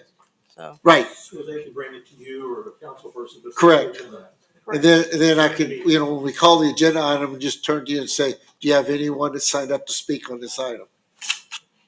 Okay, Bob, We're are you agreeable to that amendment? If you think that's necessary, that's fine. As a second, I second his. My motion as Okay. spoken. Okay. So the language we're adding is that this is not for citizens' comment. this is not specific to citizens' comments before the meeting. This form. And really, honestly, Citizens may also speak on any item during citizens' comments. right, this is specific to agenda item. And I honestly think, I mean, I know this is a city council thing, but some people may disagree, but I'd love to see this on every meeting we have, so it gives them an opportunity, but I'm not gonna go there. We're dealing with city. We don't have a council. lot of attendance. Well, and but they have We citizens. do, but we're dealing with city, we are. Mayor, is the time limited on this? Yes, yes, it's a 3 minutes also. It's a limited time. More time, always remember this, it's in our current ordinance too. More time can be granted by an action of the city council. Okay, so if you feel like more time is justified, get two others to support you, vote with it, and we're done. And they get as much time as the city council deems appropriate. Gotcha, thank you. Okay, motion, second, all in favor? Aye. Any opposition? No, thank you very much. Next one is just, what is this? Oh, discuss, take appropriate action regarding the assignment of council liaisons to the city's various boards. You guys, I put in your packet. Sure. Everybody's boards are on currently, so that I'm sure everybody knows, but that Anybody have gives any- you a history. And so, where am I at? I missed it's that. gonna be 8F. Right, And so, okay, airport with, I'd like to stay. Martinez, library, Mr. Lee, Whatever you wish. P and Z, Mr. Marchman, HLC, Mr. King, Yes. Parks and Rec, Mr. Mers. I'd like to stay. Okay, and I'll stay with I'll hang out with the zoning board of adjustments. Okay, Status quo. we good? The other thing that y'all just need to be aware of Yes. is the EDC board. it's gonna be 3 members. I know, who was on it before? We'll talk about that later. You have two people that had to be booted because of the, Well, we had 3. Of course, Or the mayor 3. previously was on Well, they the, moved because out, of- but also council. So there's 3 council members Because- that are typically on it. And right now it's Phil, Sheena. and Yeah, well, I Right. had stepped back Would because be with the- the new owners. Yeah. well, and I let also, Darren know that That would be another discussion, but there's staggered terms. Sheena's came up for the year. Yours is out if you wish to reapply. Just something else. But I'm- We can bring that up at the next time for that. Yes, sir. Okay. Okay? Do we need a motion or an action on the liaisons, or can we just say we're good? No, I mean, if y'all are staying the same, that's good. Everybody's staying the same. Okay. Okay, sir. I've served almost everything. And it's extremely useful, as Ms. Martinez and others could say, to learn in depth a lot more about what they do. Sure. And Mr. Murray, I hope, is around on council for a long time. He will be. And till his hair turns gray. And it would be good, maybe at the 6 months point or something, get him on some other board to get additional experience. I don't Okay. think he wants you to just go for gratis and sit and listen to it, but I think some time with, P&Z or HLC, the airport board would help give him a greater grasp for when he's the mayor. Right. I understand that. And in addition to liaisons, obviously, anybody can go to any other one as long as they don't break the quorum.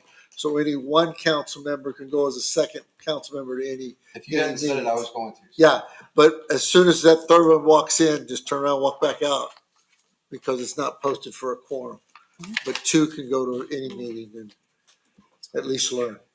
And kind of, It might. say that the right way? Yeah, and the easiest Sure. thing is what I do is I just call that person, the liaison, and tell them that way. Sure. They know that I'm showing up, and if someone else calls them, then he said, "Uh-oh, Bill's already called you." Give them a heads up. Yeah. All right, thank y'all very much. Scott, city administrator's report, sir. I don't have any comments beyond what's in the report. I do have, well, I would like to entertain any questions you have, and then I have two comments. Well, I could start really quick, if I can, really quick on your report, and I don't know all the details, because I'm new to the game in this seat. Sure. Okay, the wastewater treatment plant, the holding ponds. Yes. I don't know what previous action has been done. I don't know what previous potential TCEQ issues were that prompted some actions. But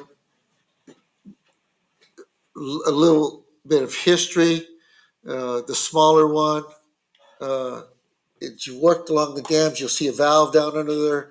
You also see the remnants of a cement truck that fell off the hill when they built the sewer plant in 1969. The top hopper is still exposed because they just cut it out from under the truck full of cement. The first tank was the first one there. The second tank and spillway came after that with the connector pipe in between. So was that all built by the city? Contractors. The sewer plant was originally built in 68, See, 69. the way that it was portrayed to me during a public meeting recently where we talked about the history up there was that the farmer had those ponds and the farmer had a pipe that went in between and created equalization. And the pipe that equalizes them was in the sewer plant, was built when the sewer plant was there. Now, there may have been one before that, but I believe the history, as it's been presented at the Parks and Rec Board, was that there used to be a spillway between the two, right, where there is currently a wastewater treatment plant. Either way, And so yeah, that was the way it's portrayed to me is that the farmer had two ponds. okay. But I don't know The if first one actually collects drainage all the way up off of the Bain property on the other side of the canal. Right. It comes through the back way, and then to keep it from overflowing, that equalization pipe was there for the spillway on the far end. Now, the irrigation in the park, the question about building enough pressure for that, the holding ponds were there being used. First there was a wet well up at the front corner of the larger one. Then later on we built the one in the back. And the front corner one was where it first went over the hill, or we first went to irrigation. So those pumps had enough design to build pressure to be able to run the sprinkler system. Again, I don't want to second guess what city council's already decided, but I would my thought is at least one of the vessel for holding the water helps us with our irrigation. Because you can't irrigate that land all the time. You have to have a place to hold some of the water or discharge it. Right. That's just my opinion. So does it need both? Probably not. Years ago, there was talk about dredging them out, fixing the dams. And basically it becomes an aquatic center for the nature trails. There's all kinds of different ways to look at it. But I know the dams need help. I know they need work. I know the vegetation there, the trees are horrible. We used to have a nutria problem in there. I don't know if they still do. And those are those, huh? I don't believe so. I haven't heard it. The water rats. Yeah, I know what they are. Okay. I didn't. The ones that tear up the dams. Yeah, I know. I would think I would have heard it. Used to have a lot of problems with those there too. So anyway, I just wanted to ask. I don't know what the status of that is, but I know there's a lot of in reference to Helen's comments, and there's been some things I've heard about how they play a part of the irrigation. So I don't know what the plan is. So I just want to throw That's that out. comment, not question. On the reports. I'm commenting. Yeah, and I'm just making sure. Yeah, there wasn't a question in there. I'm That's good. commenting That's fine. on the report that I just have a thought that maybe we need to explore. I understand. And I need to bring you, well, probably just you. I know that we held a public meeting. We had a meeting out at the TCEQ plant Sure. with the rest of the council. So I need to probably bring you up to speed on those items. Would you like me to entertain questions from the rest of the council? Yes, sir, please. Do you want an order or do you think? No, it don't matter. I mean, I'll Sheena tell you or what, the- Sheena, Explain to Bob. Sheena, go ahead. Are Oh, we Bob. irrigating the park from the pond now that you have gotten the filter issue resolved or not? I don't know. I believe so, but I don't know. Okay. I believe so because we'd started that process. Is it possible to reconfigure the distribution system so fewer heads run at a particular point in time, so there would be sufficient pressure coming off the top of there to go ahead and do it? I know they're looking at all of that. I was supposed to have had a meeting today. They elected to move that meeting because of the mud and other issues. Okay. So we're going to have that meeting on Thursday instead, and it'll be a pretty all hands on deck. We're going to have the sewer plant and K-Freeze and myself and John and others to talk about irrigation. So I'll get a better update and understanding of why they think there's an issue. I am interested in something you mentioned, which is the wet well and the pump there, because what we're looking at is is it the clarifier? John's not here. I think that was the You're pumping out of the final? Yeah, empty one. out of the final. Yeah, The pumps there, the problem we have right now is those pumps aren't big enough. right. But you just mentioned something that's interesting, so I need to look into that Okay, okay. based on what you just said. So, but I think you and I just need to have a long conversation Sure, about sure. what we're facing and any ideas you want to bring. Well, forward. all I can bring is a history perspective about what it was before, and then whatever works. That's all. I think you're being modest, but okay. If I could, you know, but Ms. Delavan has taken it as a personal affront to shut down a large pond. And she is ready to stand on the legislator's desk if necessary. So she's asked for me as her representative to get more information, so to try to find a way forward. So We proposed several. The different problem comes into is the stability and the safety of the dam. Right. That's the number which one is really issue for that. baloney. Related to that topic, since we're talking about that, I'm involved in this closure plan. We can fix the dams. Our best estimate 3 or 4 years ago from K-Freeze was over $2 million to get the dam in compliance. Sure. And that's why the decision is to get rid of the dams, because we're under enforcement. We've paid fines because of it. The dams, as they are now, cannot be used. They need to be taken down and rebuilt. Sure. And that was where the $2 million price tag. So the question asked of council that time,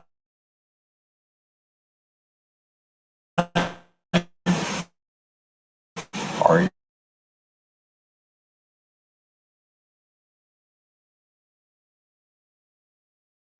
you all want to spend $2 million?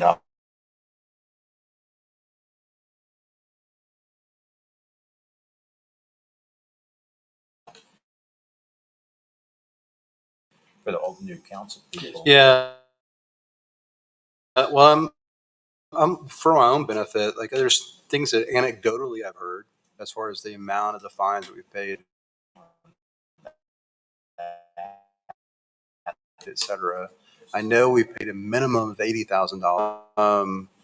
I'm putting together kind of the history of Sure. what happened. Sure. But yeah, no, I think it'd be helpful to all of us. So Sure. I'm working. Can we go ahead and take care of?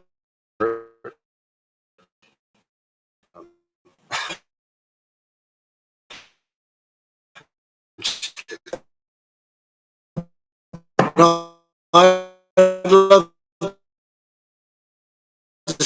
see that.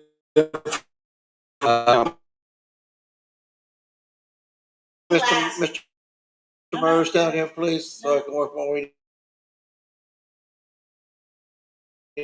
Yeah, I'm sorry, we're jumping over. Mr. Murs.